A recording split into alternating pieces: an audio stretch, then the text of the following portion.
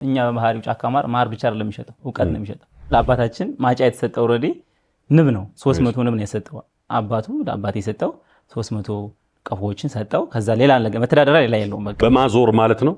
ማር በማዞር ጉዳይ ነው የምዞረው እኮ ጉዳይ ገዳይ ነው። ግን እግረ መንገድህን ማሯን ታስቀምሳለህ ሰጣቸዋለሁ። ማር አልሰጥ ሄዳለህ ማለንቀው ማለት የቢዝነስ ሰው ቢሉም እኔ አባቴን ነው በጣም ማለት ነው እንደ አራያ የምትወስደው አባት በጣም 8 ልጅ ያለ ምንም ነገር ታሳድጋለህ። ለቁስል ተቀብተው እግሯ የተቆረጠ በዚህ መንገድ ያየህ ጉዳቱ ምን ያክል እንደሆነ ማር ነው የማይሆን ማር አሽጠውላት እግሯ ተቆርጧል። አሁን ክረምት ላይ የተወለደች ንብ ሰኔ ላይ ወይ ምናምን የተወለደች ንብ አየሩን ሳታይ ነው የምትሞተው።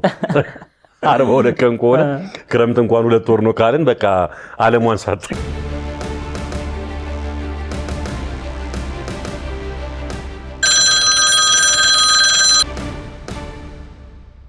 ሄሎ የአባይ የወንዜ የሀገሬ ልጆች በሀገር ውስጥም ከሀገር ውጭ ያላችሁ ውድ ኢትዮጵያውያን በያላችሁበት ሰላማችሁ ይብዛ ለማለት እወዳለሁኝ። እንግዲህ ሄሎ አባይ በአባይ ቴሌቪዥን ብቻ ሰዓቱን ጠብቆ አንድ እንግዳ ይዘን ተከስተናል። ከሊስትሮነት ጀምሮ የቀን ስራ ጉዳይ ገዳይ ወይም ጉዳይ አስፈጻሚ እና በርካታ ስራዎችን ሞክሯል፣ ሰርቷል። አሁን ላይ የጫካ ማር ድርጅት ማናጀር ነው። ለብዙዎች እንግዲህ የተቋም ስራ የፈጠረ ነው። ከሀገር ውጪም እንግዲህ ተአማኒነትና ተቀባይነትን እያገኘ ያለ እንዲሁም ደግሞ ለሀገሪቷም ትልቅ የገጽታ ግንባታ ከፈጠሩ ተቋማት መካከል አንዱ ነው። የጫካ ማር ወይንም የጫካ ማር ድርጅት ስራ አስኪያጅ አቶ መንግስቱ የኋላ እዚህ ከኔ ጋር ይገኛል። አብረን ቆይታ እናደርጋለን። እንግዲህ የሄሎ አባይ እንግዳ ስለሆንክ በቅድሚያ በጣም አመሰግናለሁ። አመሰግናለሁ። እንኳን ደህና መጣ። እንኳን ደህና ቆያችሁ። ጫካ ማር ምን አይነት ድርጅት ነው? አመሰግናለሁ ስለጋበዛችሁኝ። አሁን ስኬቱ ጊዜው ባይሆንም በእርግጥ እንግዲህ ጠቅሰዋል፣ ብዙ ስራዎችን ሰርቻለሁ። ግን ቢሆንም ስኬት ደግሞ ያው መንገድ ስለሆነ በኋላ እናነሳዋለን። እንግዲህ ከድርጅቱ ስጀምር ጫካ ማር እንደሚታወቀው 70 ዓመት የመጣ አንጋፋ ድርጅት ነው። ያ ማለት ከቤተሰቦች የተወራረሰ የመጣ ነው። እኔ በመሃል ያው ሰነፍ ስለሆንኩ ተባረሬ ነው ማለት ነው ወደ ድርጅቱ ያልተቀላቀልኩት። ስለዚህ ጫካ ማር ከዚህ ጀመረ። አመሰራረቱ እንዴት ነው? አመሰራረቱ ወደ ታሪክ እንመለስ ብዬ ታሪክ እንመለስ። እሺ እንትን ነው የአባቴ አያታቸው ማለት ነው። የአባቴ አባት አያቱ ማለት ነው። የአባትህ አባት የኔ ቅማት ማለት ነው አይደል? እና እሳቸው እንትን ነው አንድ እግራቸው እንትን አይሰራም ተፈጥሮ ማለት ነው። እና እሳቸው በቃ ንብ ነው የሚያረቡት። ያ ማለት የአባቴ አባት አያቱ ማለት ነው አባታቸው ማለት ነውና ከዛ ምን ሆነ አባት ልጅየው ተተካ። የኔ አባትም እንደዛ ሆነ። አንድ እጁ ሙሉ ለሙሉ አይሰራም ሆነ ማለት ነው። ምንድነው ምክንያቱ?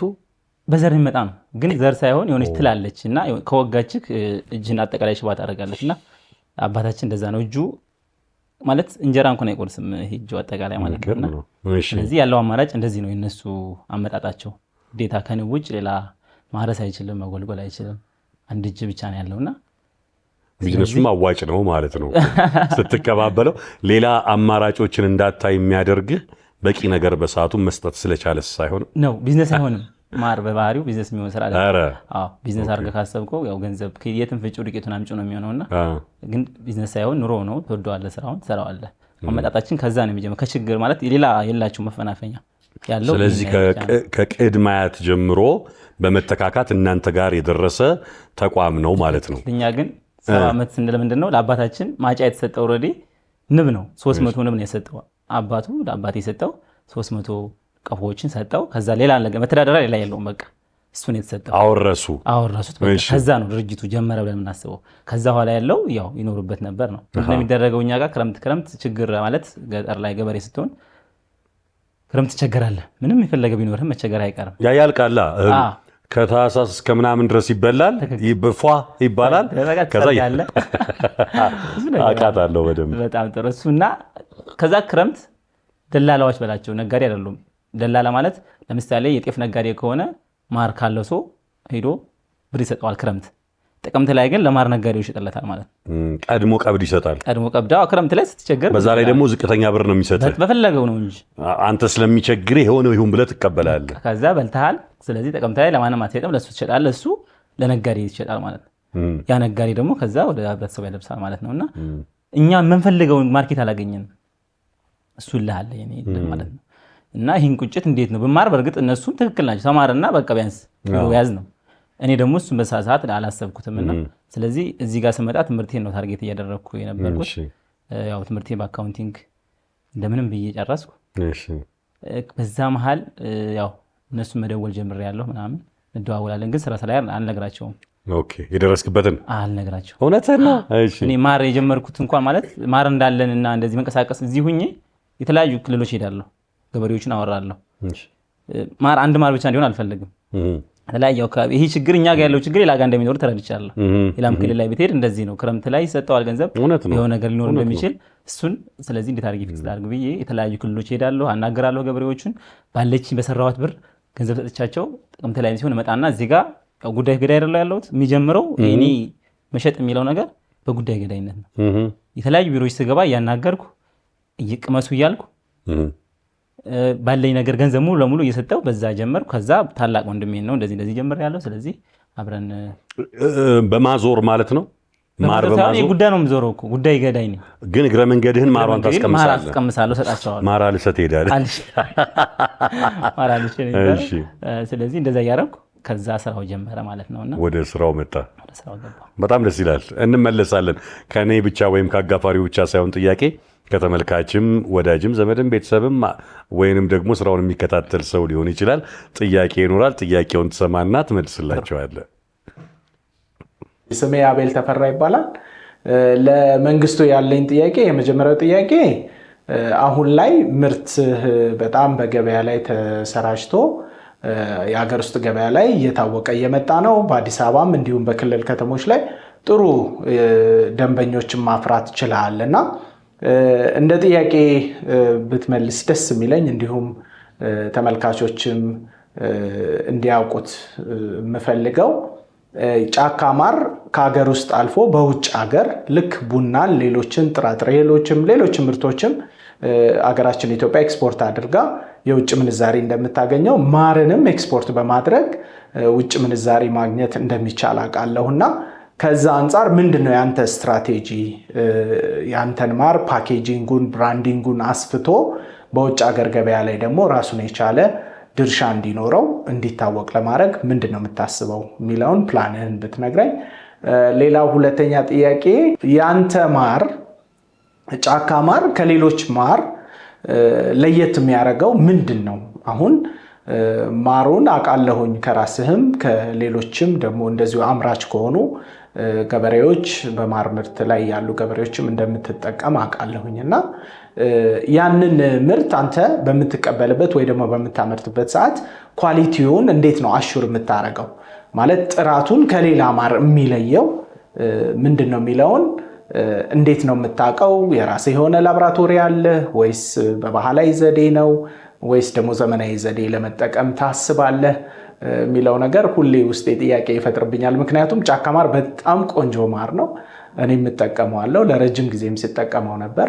ለሌሎችም ሰዎች ደግሞ እንደዚሁ እንዲጠቀሙት ነግሬ እነሱም ተጠቅሞት በጣም ደስተኛ እንደሆኑ ከሌሎች ማር እንደሚለይ ብዙ ጊዜ ይነግሩኛልና እንዴት ነው አንተ እንደ ጫካ ማር እንዴት ነው የምታውቀው የሚለውን ብትገልጽልን። ቴንኪው፣ አመሰግናለሁ። ሁለት እንግዲህ መሰረታዊ ጥያቄ ተጠይቀሃል፣ ቀጥታ መልስልን። በጣም የሚገርም ጥያቄዎች ናቸው። እንግዲህ ወደ መጀመሪያው ጥያቄ ስናልፍ ማለት ሳቸው በደንብ ደንበኛችን ናቸው አውቃቸዋለሁ። እንዲያውም እንዲሁና ጥያቄው ምን ነበር? ዋናው ታርጌት የሚያደርገው የመጀመሪያው ከኤክስፖርት ጋር ተያይዞ ይሄ ማለት ጫካ ማር እየሄደበት ያለው መንገድ በፊት በጣም ብዙ ዓመት ነበር አይደል? ሀገር ውስጥ በደንብ እንግዲህ ነበርን በደንብ ማለት ነው። ግን ጫካ ማር አልታወቀም ይህን ያክል ኖሯል። ስለዚህ ዛሬ የሚመስለው ዛሬ እንዲህ ስም ስለወጣ በአንድ እንወጣለን ማለት አይደለም። እርግጥ ሰያትል ላይ ኤጀንት አለን፣ ኤክስፖርት እናደርጋለን። ግን ያም ሲሆን ግን ከዚህ ልጅ ከእናቷ እንደምትቀማ ያክል ዳቦ ነው እየተሰማ ነው የምናደርገው። ማር አለ ሰው ማር የለም ብሎ እየተቸገረ ያለበት ነው። እሱ ብቻ አይደለም፣ ሰው ማርንም በዋጋ ብቻ መተመን ጀምሯል። ጥራቱን የሚያስበው ዋጋ ከፍ ሳለ ጥራት ትክክል ነው ማሰብ ጀምሯል። በፊት ማር የለም ነበር። ማር እንዳለ ስናሳያቸው አሁን ምን ሆነ ጀመረ? ዋጋ ከፍ ያለ ማር ትክክል ዋጋ አለው ተብሎ ይገመታል። ስለዚህ የኛ ማር በአፍሪካ እንደኛነት አቃለ ግን አምራች የለም። ተጠቃሚ በጣም እዚህ ጋር ስላለ እሱን ተጠቃሚው ወደ አምራችነት መቀየር አለብን ብለን እናስባለን። እኛ እዛ ከምንሸጠው ይልቅ እዚህ ያለው ማርኬት አይገናኝም። እዚህ ነው የሚያዋጣው ማለት ነው። እንደዚህ ኤክስፖርት ከማድረግ እዚህ ያለው ዋጋ ምንም በፍጹም ሌላ ሀገር አፍሪካ ሀገር ላይ 100 ብር ማር ገዝተው ነው የሚገዙት። እኛ ሀገር ስንት ነው ማር አይታሰብም። ምክንያቱም የኛ ፋርም ብቻ ይበቃል ማለት ኤክስፖርት ብታደርግ ገዝተህም ታደርጋለህ አይደል? ገዝተህ ስታደርግ ስለዚህ ተጨማሪ ወጪዎችን ትከፍላለህ ማለት ነው። የውጭ ምንዛሬ ማስገኘት ትልቁ ዓላማችን ነው እንደ ዓላማ። ግን ደግሞ ከዛ ቀደም መስራት ያለብን እያደረግን ነው ያለው፣ ጎን ለጎን እየሰራ ነው እንዳለው። ግን ብዙ ያልተሰራ ስራ አለ እዚህ ውስጥ። አምራቾችን አልፈጠርንም። እኛ ጫካ ማር እናደርጋለን፣ ደንበኞቻችን ንብ ከነቀፎ እየሸለምን። አንድ ሰው በደንብ ገዥ ነው ብለን ስናስብ ገዥ ማለት ብዙ ገንዘብ ስለዋጣ አይደለም። በቃ ማር የሚጠቀም አይነት ሰው ከሆነ ንብ ከነቀፎ ቢያንስ እንሸልማለን ማለት የእሱን ፍላጎት አይተን ለከስተመር ማለት ነው። ለከስተመር ማር እንሸልማለን። አዎ ንብ ከነቀፎ እንሸልማለን። አዲስ አበባ ውስጥ ፋርማ ንብ ያንባል ወስዶ ምን ችግር አለ? ለራሱ ቢያንስ ባቂተው ለራሱ ምን አያቅተው አንድ ቀፎ ይወስድና ለራሱ ነው። ድሮ ነበረ በነገራችን ላይ ሰፈራችን ውስጥ ድሮ 1-2 ቀፎ ምናምን ነገር ግን በሆነ ነገር በርግገው አይደለም አማርኛው ብቻ ተበትነው ሲወጡ ደግሞ አካባቢውን በሙሉ ጆሮ ንድፎ ይጥሉና በጣም ከባድ ነበር አስታውሳለሁ። ሲወጡ አንዴ በመንጋ ይወጡና በርን ቀረቅር ነበር ንቦቹ አጥቶ እየተባለ እሱ የጽዳት ችግር የነሱ የሆነ ነገር ካለ ብቻ ነው እንደዚህ የሚወጡ ንቦች በራሳቸው እኮ በጣም ጎበዞች ናቸው። እንደዚህ ሰው ላይ ሄዱ አይሄዱም። ግን ችግር ካለ እዛ ላይ በደንብ ካልተከታተልካቸው ይወጣሉ። ወይ ደግሞ ሲወልዱ ደግሞ በጣም ትንንሾች ስለሆነ እነሱ ደግሞ ብዙ ጉዳት አያደርሱም። ዋናው ንብ ነው ጉዳት የሚያደርሰውና ተንኮለኛ የሰፈር ልጆችም አውቀው ቀፎን ይነካኩታል። እሱ ነው የሚሆነው እንጂ ከዛ ውጭ ንቦች በባህሪያቸው ተናዳፊም አይደሉምና ስለዚህ እንደዛ እያደረግን ያለ ነው። ይሄ ብቻም በቂ አይደለም። እኛ ይሄን አደረግነው ማለት ምናልባት ወደፊት ልንመለሰው እንችላለን። ዋናው ዓላማችን እኛ ሰው ምንድን ነው ማለት ማር ብዙ ጊዜ አሁን ያለው ከስኳር ጋር ነው ችግሩ። ስኳር አለበት ነው፣ ሌላ ነገር የሚያጠራጥረው ነገር የለም። ምን ባዕድ ነገር ይጨመራል? ብዙ ጊዜ ስኳር ይጨምሩበታል ተብሎ የሚታስበው። ስለዚህ ለምንድን ነው ስኳርና ማር ለምን ከስኳር በለጠ ዋጋው? ለምን? ስኳር ማምረት እኮ በጣም ከባድ ስራ ነው። ብዙ ኃይል ይጠይቃል፣ ብዙ ፋብሪካዎችን ይጠይቃል፣ ብዙ ነገር። ማር ግን ይህን ያክል አይጠይቅም። ከምንቀላቀለው ስኳሩን ብንሸጠው ይሻላል አይደለም? መቀነስ እንትን እንችላለን። ማሩን ምርቱን አብዝቶ ዋጋው ይቀንሳል። እሱን የማድረግ ትልቁ ስትራቴጂያችን እሱ ነው። ይሄ ደግሞ አምራችን በመፍጠር ነው። እኛ ቀንሰን እናውቃለን ዋጋ በጣም ግን የሚጠቀመው ነጋዴ ነው። ከኛ ይወስድና አጠገቡ ወስዶ በጣም ዋጋ ከፍ ካለ ዋጋ ሲሸጥ ያሳይ። ካንተ ዝቅ ስታደርግ ያንተ ማር ዝቅተኛ ሆኖ ይገኛል፣ ጥራቱ የወረደ ነው ትባላለህና ዋጋ በመቀነስ አናምንም። ስለዚህ አምራቾችን በመፍጠር ግን ዋጋ እንቀንሳለን። ከዛ በኋላ ገበያው ያገሩ ይረጋጋና እኛ ኤክስፖርታችን በደንብ አድርገን እንሰራለን ማለት ነው። አሁን ኤክስፖርት ላይ ግን እንዴት ነው ባጭሩ? ኤክስፖርት ላይ ሲያትል ላይ ኤጀንት አለን፣ ኤክስፖርት እናደርጋለን። ለጊዜው አሁን አሜሪካ ሲያትል ብቻ ነው። በቀጣይ ሌሎች ቦታዎች ይኖራሉ ላይም እናደርጋለን። በጣም ጥሩ። ሁለተኛው ጥያቄ ደግሞ አሁን ነካ ያረካት ነገር አለች ከጥራት ጋር ከኳሊቲ ጋር ተያይዞ የሚነሱ ነገሮች። ጫካ ማር ስትጠቀመው ቆንጆ ነው። ከተለያዩ ቦታዎች ከመምጣታቸው አንጻር ላብራቶሪ አለ ሆይ ወይ ደግሞ የተለየ ዘመናዊ ቴክኖሎጂ መሳሪያ ተጠቀማለ ሆይ? እንዴት ነው የማሩን ኳሊቲ የምታቀው የሚል ጥያቄ ነው። ጥያቄ ነው። እኛ በባህሪው ጫካ ማር ብቻ አይደለም የሚሸጠው፣ እውቀት ነው የሚሸጠው። ማር ማየትም ቦታ ማን አለ? በየቦታው ብትሄድ ማር መች ጠፋ? ማር ነው ያሰኘው ለምንድን ነው? እሱን የአንድ ከስተመር ማር ሲገዛ ዳታ ይገዛ። ያ ከስተመር የገዛው ማር ኮድ አለው። ያ ኮድ ከየት መጣ? ባች ነበር ነው ከየትኛው ቆፎ እንደመጣ ይታወቃል። ያ ከስተመር በዛ ማር ላይ ቅሬታ ካለ በየ15 ቅሬታ እንቀበላለን። በየ15 ቀኑ ያ ከስተመር ቅሬታ ሲያቀርብ ይህ ማር ላይ ምን ችግር አለው ስክሪፕሽን ይላክለታል፣ ቴክስት የገዛው ማር ላይ። በማር ላይ ብዙ እንደዚህ ያልተለመደው ሊሆን ይችላል፣ በሌላም ነገሮች ላይ። ይህን የምናደርገው ማሩ እኛ ብቻችን መወሰን ስለማንችል ነው። ስለማሩ እኛ ብቻ እርግጠኛ መሆን የለብንም። እሱ ድሮ እርግጠኛ ነህ ብለህ ሽጠህ እዛ ሄዶ አንዱ በጣም ያመሰገነውን አንዱ ሊያማር ይችላል በፊት በነበረው። እሱ ግን ተቀባይነት አላገኘም አይደል? ስለዚህ አሁን አብረን ነው የምንሰራው ከደንበኛው ጋር። እኛ ማር ቀጥታ ይመጣል። እኛ የምናያቸው ዋተር ኮንተንቱን እናያለን። እነዚህ ቀላል ያሉ ነገሮችን ማሩ የምን አበባ እንደሆነ ፍሌቨሩን፣ የዛፉን አይነት እሱ ተጽፎ ይቀመጣል። ከዛ በኋላ ምግብና መድኃኒት ይሄዳል በዋናነት እንደ ዋና የሚባሉት። ከዛ ውጭ ግን የምንሰራው ከከስተመሩ ጋር ነው። ስራችን ከስተመሩ ነው። በቃ የኛ የማርን ጥራት የሚያረጋግጥልን ከስተመሩ። እኛ ግን ከዛ በኋላ ያሉትን ግን ይሄ ምግብና መድኃኒት ያረጋገጠውን እሱን አውጥተን እንሸጣለን ማለት ነውና በዚህ መንገድ ነው ጥራት የምናረጋግጠው። ስለዚህ ፋብሪኬትድ ነው ማለት ነው። ፋብሪኬትድ አሁን ለምሳሌ ማር እኮ ያለቀ ነገር ነው። ስሩ ሲመጣ አትጨምርበት አትቀንስበት፣ ግን እንጀራውን አሽጎ ማቅረብ ብቻ ነው። አሽጎ ማቅረብ ነው። እንጀራውን ታወጣውና እንጀራው ይጨመቃል አይደል? እሱን እንጀራ ጨምቃ ብቻ አውጥቶ መስጠት ነው፣ ለገበያ ማቅረብ ነው እንጂ ሌላ የተለየ ነገር የሚጨምርበት የለም። አንዳንዴ ማር እንዳይረጋም ይደረግበት አለ። እሺ ማር በባህሪው ይረጋል። የጥላሁን ገሰሰ ዘፈን ታውቃታለህ? ወላሽ ይረጋ የሚለው ወላሽ ይረጋ አልደርስብሽ አልኩኝ እጄን በዘረጋ ማለት ማር በባህሪው ይረጋል ማለት ነው። ኦኬ። ስለዚህ ማር የሚረጋው ደግሞ የዛፉ አይነት ሊሆን ይችላል። እሱ እንዳይሆን አንዳንዴ ዋተር ኮንተንቶች ከፍ ካሉ ወይም ደግሞ የሆነ ነገር ካለ እሱን ትንሽ ኮንተንት ሰጠውና ሙቀት ሰጠንበት ታቀልጠውና ይወርዳል ማለት ነው። በዛ መንገድ ቼክና ሁሉም አይደለም አንዳንድ ማሮች ላይ በዚህ መንገድ ያልፋሉ።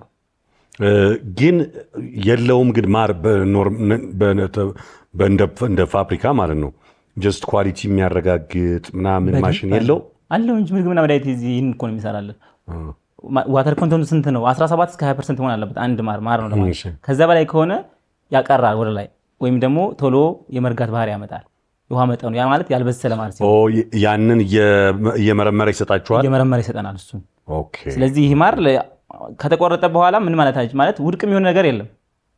ባዕድ ነገር አይኖረው እንጂ የማር ሆኖ ጉዳት የለውም። ሳይበስል ቢቆረጥ ለምሳሌ ለገበያ ቢቀርብ ጉዳት አለው ማለት አይደለም። ግን ቶሎ ቃና ሊቀይር ይችላል፣ ሽታ ሊያመጣ ይችላል። ይሄ ነገር ነው ከአቀማመጥ አንጻር ነው። ጥራት ግን የሚባለው ግን ምግብና መድኃኒት ነው የሚያረጋግጠው። እኛ ግን እንደ ባለሙያዎች አሉ ፕሮዳክሽን ክፍል እሱን በደንብ አጣርቶ ከከስተመር የተሰበሰበውን ሀሳብ እሱ ለምንድን ነው ብሎ በደንብ የሚያስረዳ ፕሮዳክሽን የተቋቋማለ ማለት ነው። በጣም ጥሩ። ከቤተሰብ ስራ ተቀብሎ ማስቀጠል ወይም ደግሞ አዲስ ስራ ፈጥሮ መስራት ለአንተ የትኛው ነው ፈተግ? ሁለቱንም እንግዲህ እኔ ሰርቼዋለሁ። ሞክራለሁ ማለት ነው። ግን ሁሉም ሰው በቤተሰቡ ላይ የሆነ ነገር አለ፣ አቅም አለ፣ ያላየነው ነገር ይኖራል እንጂ ምንም የለም ማለት ማንም ከምንም አልተነሳም። የሆነ ነገር አለ። ብዙ ሰው ከዜሮ ነው የተነሳው ይላል። ከዜሮ የተነሳ የለም። እኔ ሊስትሮ ለመጥረግ ሰው ያስፈልገኛል። ሰው አለ ማለት ነው። የኔ መነሻ ሰው ነው እንጂ ከምንም ልል አልችልም። ተጠርጎለት የሚከፍል ሰው ከሌለ ምንም የለ ከምንም ነው የተነሳው ልል አልችልም። ስለዚህ ሰዎች አሉ ማለት ነው፣ አነሳሳችን ቢለያየም። ስለዚህ ግን ከቤተሰብ ያለውን ስትቀበል ግን ሞር ኃላፊነት ይኖርብሃል። ኃላፊነትህ እንደ ራስ እንዳመጣው የፈለኩት ልዝጋ ብለህ የምትወጣው አይደለም። እኔ ይህ ድርጅት አሁን እየመራሁ ባለሁበት ሰዓት ካልቻልኩ ሌላ የሚተካ አራታችን ወደዚህ ነው የገባ ነው። ከ8ቱ 4ቱ በቃ ንቦች ላይ ነው ያለነው። ወንዶቹ ማለት ነው። ወንዶቹ አጠቃላይ ማለት አንድ ወንድ ይወጣል። ግን አራታችን እዚህ ነው ያለነው። ሁለችንም እኔ ማርኬቲንግ ያስኩኝ ማርኬቲንግና ፕሮዳክሽኑ እያለ አንዱ ደግሞ ፋርም ላይ ይዟል። አንደኛው ይሄ ፕሮዳክሽኑ ያ ማለት እንድታውቃለህ ህልመኞች ናቸው በዙሪያችን ያሉት። ከዚህ ከንቦች ጋር የተያያዘ ነገር ህልም አለን። ከስራችን 50 ምናምን ሰራተኛ አለ። ያን የሚመራው ግን ህልመኛ ነው። ያ ማለት ምን ማለት ነው? ኃላፊነትን አሁን እምቢ ብል እወጣለሁ እንጂ ልቀይረው አልችልም ይህን አሰራር። ስለዚህ ከራስ ያመጣው ነገር እንደፈለግ ታደርገው ትችላለህ። ግን ከቤተሰብ የተቀበልከው ነገር ትንሽ ኃላፊነት ይኖርብናል ማለት ነው። በተሻለ ከፍታም ለመስራት መጣርም ይጠይቃል። ትላንትና ከነበረው ከፍ አድርገህ ማሳየትም፣ አለበለዚያ ቢወርድም ተጠያቂነት ስለሚኖር በጣም እውነት ነው። እሺ፣ ሁለተኛ የተመልካች ጥያቄ ይኖረናል። እሱን ጥያቄ ተቀብለን እናስተናግዳለን።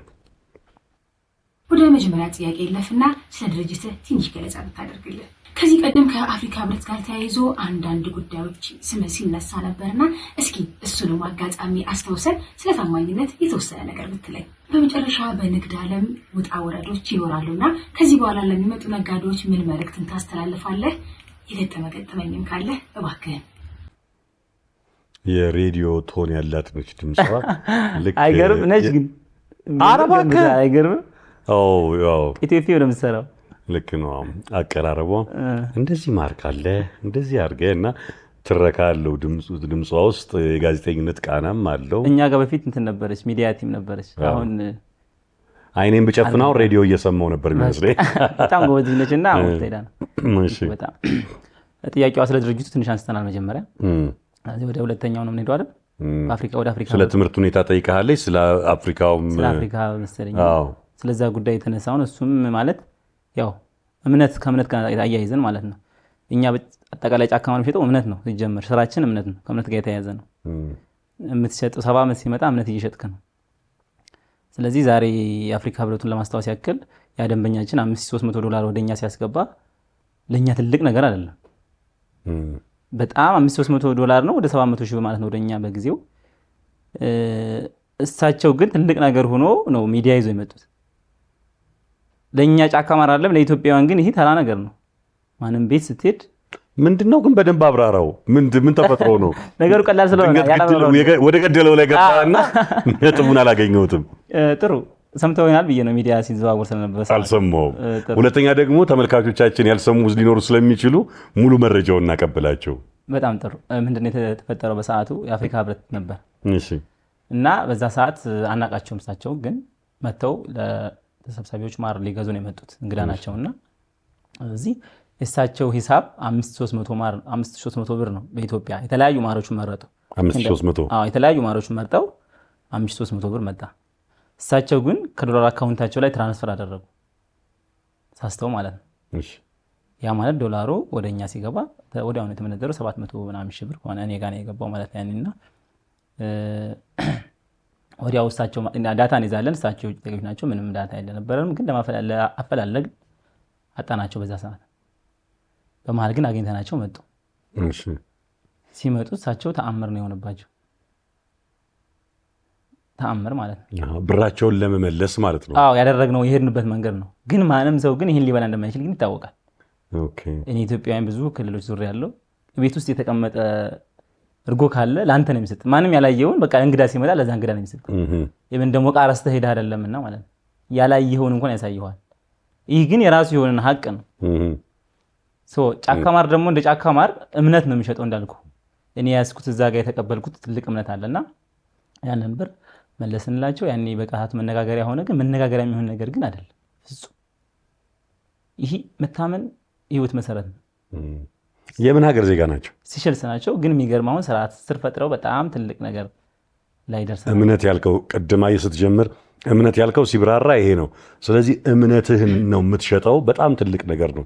እርግጠኛ ነኝ ቀላልም አይደለም። 700,000 ወደ ኢትዮጵያ ሲመነዘር የ3,000 ብር ማር 700,000 ብር ከፍለው ሄደው ያንን ደግሞ በታማኝነት መመለስ እንደ ተቋምም አንዳንዴ የምናጠፋ ሰዎች እንዳለን ሁሉ ሚዲያ ላይ እንደምንሰማው ደግሞ አንዳንዶች ትልልቅ ብር ከመሬትም አግኝተው ምናምንም ብለው ሄደው ለመንግስት አካል የሚያስረክቡ እንዳሉ አርአያ የሚሆኑ ሰዎች እንዳሉ እናውቃልና እንደ ተቋም ጫካ ማርም እንደ ድርጅት ይሄንን ማድረጉ ያስመሰግናል። በተለይ ደግሞ የውጭ ዜጋ ከመሆናቸው አንጻር የሀገር ገጽታ የሀገር ላይ የሚያመጣው ተጽዕኖም ቀላል አይደለም። ተራ ይመስላል እንጂ ትልቅም ነው። ታማኝነት ቀላል አይደለም። ጫካ ማር ያደረገው እንደ ሀገርም የሚገለጽ ነው ብዬ ነው። ትክክል። አይ ታማኝነት እንዳልኩ ነው እኮ ማለት ስም ነው። ስትሸጥ ጥሩም ሆነ መጥፎ እነሱ ይዞ የሚሄዱት ስም ነው አይደል? እውነት ነው። ጫካ ማር 10 ጊዜ ስሙ ቢጠፋ ስሙ ሊቀይር ይችላል። 1000 ጊዜ ይጥፋ። አገር ስም ብሎ ሲጠፋ ግን አገር ነው፣ ሌላ መጠጊያ የለም። ስለዚህ እንደዚህ አይነት ዜጎች ላይ ደግሞ በጣም አትኩሮት ማድረግ ያለብን ገንዘቡ ማነሱ መብዛቱ አይደለም። እውነት ነው። እምነት ላይ ከጀርባ ያለህን ስም ማጥፋት የለብን። እሱን ነው እኛ ታርጌት የምናደርገውና ግን ሌላም ሰው ቢሆን ግን ይሄ የሚደረግ ነገር ነው። ማንም ሰው ታማኝነት ላይ ብዙ እስካሁን ክፍተት አላየሁም ብዬ አስባለሁ ኢትዮጵያ ላይ ማለት። ግን አሁን ባለው ግን በቃ ማለት ጫካ ማር ብለህ ስትመጣ ሌሎችም እኔ ጫካ ማር አለው እኔ ጫካ ማር አለው ይህ ሁላ ምንድን ነው ማለት ትንሽ ስትወጣ ስም አለ ብለው ነው። እኛ ግን መንገዱን ነው የያዝነው፣ ስሙን ብቻ አይደለም። እንዴት እንደመጣ እናውቀዋለን። አንዳንድ ሰው ስሙን ብቻ የሚፈልግ ነገር አለ። አንዳንድ ሰው ጋዲዎች የሚሆኑ ሰዎች ማለት ነው። ስም ላይ ብቻ ስትወጣ መውደቂያ መውረጃህን እንኳን አታውቀውም። እኛ እንዴት እንደወጣ ስለምናውቀው ምንም ነገር አይከብደንም። ስም በአንድም በሌላ መንገድ ሊጠፋ ይችላል። ግን ስማችን ለመጠበቅ ግን የማናደርገው ጥረት አይኖርም። ስለዚህ ሌሎች ነጋዴዎች ግን ምለው ግን ያ ሰው አንተ ጋር ሲገዛ አንድ የእምነቱን ጥሏል፣ ምንም አይጎዳም። ማር አንዴ ነው የገጠመኝ ማለት ለቁስል ተቀብታው ነው እግሯ የተቆረጠ ሰው አውቃለሁ። ከዛ ውጭ ግን ማር ተጠቅሞ ይህን ያክል ጉዳት የደረሰበት ሰው እንደሌለ አውቃለሁ። ለቁስል ተቀብታው እግሯ የተቆረጠ? አዎ። በዚህ መንገድ ያየህ ጉዳቱ ምን ያክል እንደሆነ ወቁ። ማር ነው የማይሆን ማር አሽጠውላት እግሯ ተቆርጧል። እንትን ሲኖር መረዛት ማለት ነው። አዎ ሐኪሞች ያዛሉ ማር ታውቃለህ። እኛ አሁን በኋላ መጣለት ይችላል። እንትን አለን ቻሪቲ ላይ እንሰራለን ማለት ይሄ ለቁስል ለምናምን የሚቀው በነፃ እንሰጣለን። በየሳምንቱ ይሄ ቲም አለ ራሱ የሚሻለ ቲም እና ማር ቁስል ያደርጋል። እሺ ያ ማር ትክክል ካልሆነ አለርጂክ ይፈጥርና ሌላ አደጋ በዛ ምክንያት እግሩ የተቆረጠ ሰው አውቃለሁ። የሚገርም ነው። ይሄ እውቀቱ የለንም። አሁን ማር ቁስል ያደርቃል። ስለዚህ የትኛው ማር እንዴት ነው ምናምን የሚል አይደለም። በዘልማድ ወስደህ መቀባት ነው። እንደዛ አይደለም። ሁሉም አለው። የትኛው ዛፍ ነው ለዛ የሚሆነው ራሱ እኛ ጋር ስትመጣ እኮ ዝም ብላ አይደለም። ማር ለምን ለስፖርተኛ የልጆች ለአራስ ለወተት እንዲሆናት ለልጅ ወተት እንዲሆናት መጠቀሙ ማር አለ።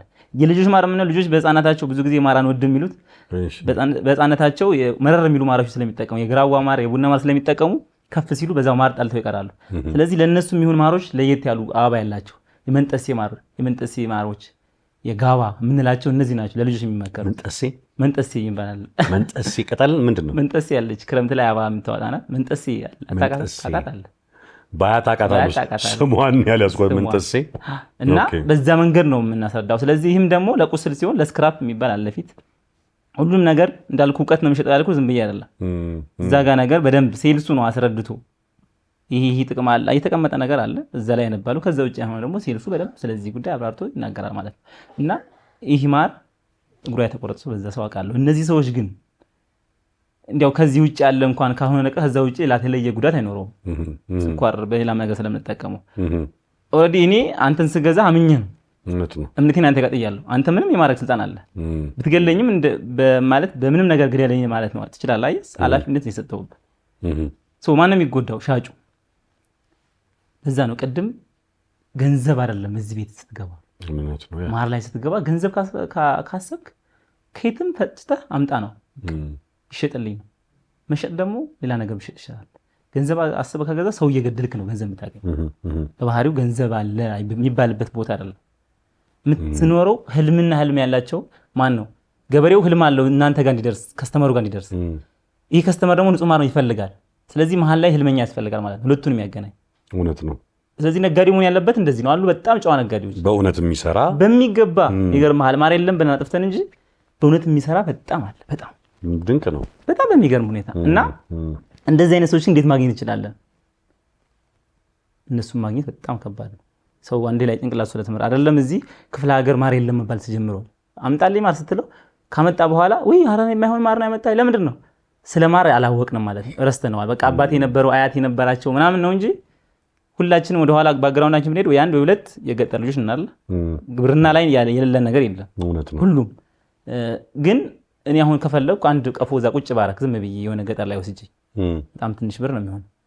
ስለዚህ ከዚህ ከምሬቱ ትወጣና ቢያንስ ለራስህ ትችላለህ ማለት ነው። ገጠር ላይ ገዝተህ ዝም ብለህ አንድ ቤተሰብ ስተው በአመት ቆርጦ ይልክልሃል።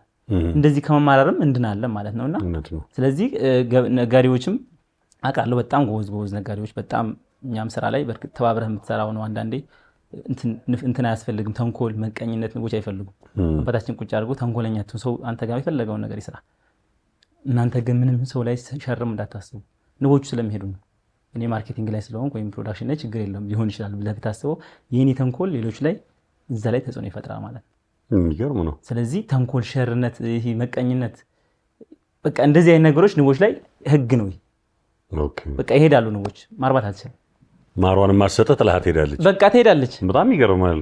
ይሄ ቁጭ አድርጎ አባታችን ይሄ ራሱ ሌላ እምነት ነው፣ ግዴታ ነው እኮ አይነው ካለብክ በዚህ መንገድ ነው የምትኖረው። እሱን አሁን ነጋዴ ሆነ ብቻ ስትሆን ነጋዴ ነው የምትሆነው። ገንዘቧን ታስብና የሆነ ነገር ሲመጣልህ ጥላት ትወጣለህ፣ ሌላ ቢዝነስ ትገባለህ። እኛ የትም ሄጄ የለንም። አሁን እንዳልኩ ከቀማት ጀምሮ የመጣን ቤት ነው ይዘን ያለ ነው። ባይታወቅም ግን አለን አሁን። እኛም ደግሞ ልጆቻችን እናስተላልፋለን።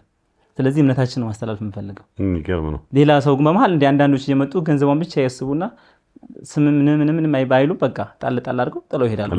የተወሰነች ጊዜ ቢዝነስ በቃ ለዛ ነው የኛም በጫካ ማር ስም ብዙ እያወናበዱ እሷም እሱን ለመግለጽ ነውና በጫካ ማር ስም ብዙ እያወናበዱ እኛ ጫካ እንደሱ አይነት ነገሮች አሉ። አዎ እንደዚህ አይነት ነገሮች ስላሉ ጫካ ማር ደግሞ ያለው ቦሌ ወሎ ሰፈር አንድ ብራንች ነው ያለው። እዛው ላይ አሁን ሜጋ ጀርባ ላይ ሁለተኛ ብራንች አለው። ከዛ ውጭ የትም ቦታ የለውም። ሌሎች ላይ የምንሰራው ዴሊቨሪ ነው። ፍሪ ዴሊቨሪ አለ፣ ነፃ ዴሊቨሪ የፈለገው ቦታ እንጂ ሌላ ውክልና ቦታ ላይ ማድረግ ምንም የለም። ማድረግ እንችላለን እኮ ይህንን ጥራት በጣም ጉልህ ስለሚያመጣ ነው። በጣም ቀላል ነው። እንደዚህ እዛ ማድረግ ጫካ ማር ለጫካ ማር ምንም ቀላል 50 ምናምን ሰራተኛ እንግዲህ በሁለት ብራንች ነው። ያ ማለት ቦሌ ላይ በዛው ወሎ ስርጭቱ በበዛ ቁጥር የተሳሳቱ ነገሮችም አብረው በጣም ብዙ ነገር ስላየ አርገንም ሞክረን በፊትም እናውቃለን። ስለዚህ እሱን ሰብስበን ነፃ ዴሊቨሪ በየቤታቸው የሚፈልጉት ማር ጫካማር.com ኦንላይን አለ ያዛሉ። ሾርት ቁጥሮች 991 አለ 991 ደውለው ያዛሉ። ሁሉ ነገር አክሰሱ የተሟላ ነው።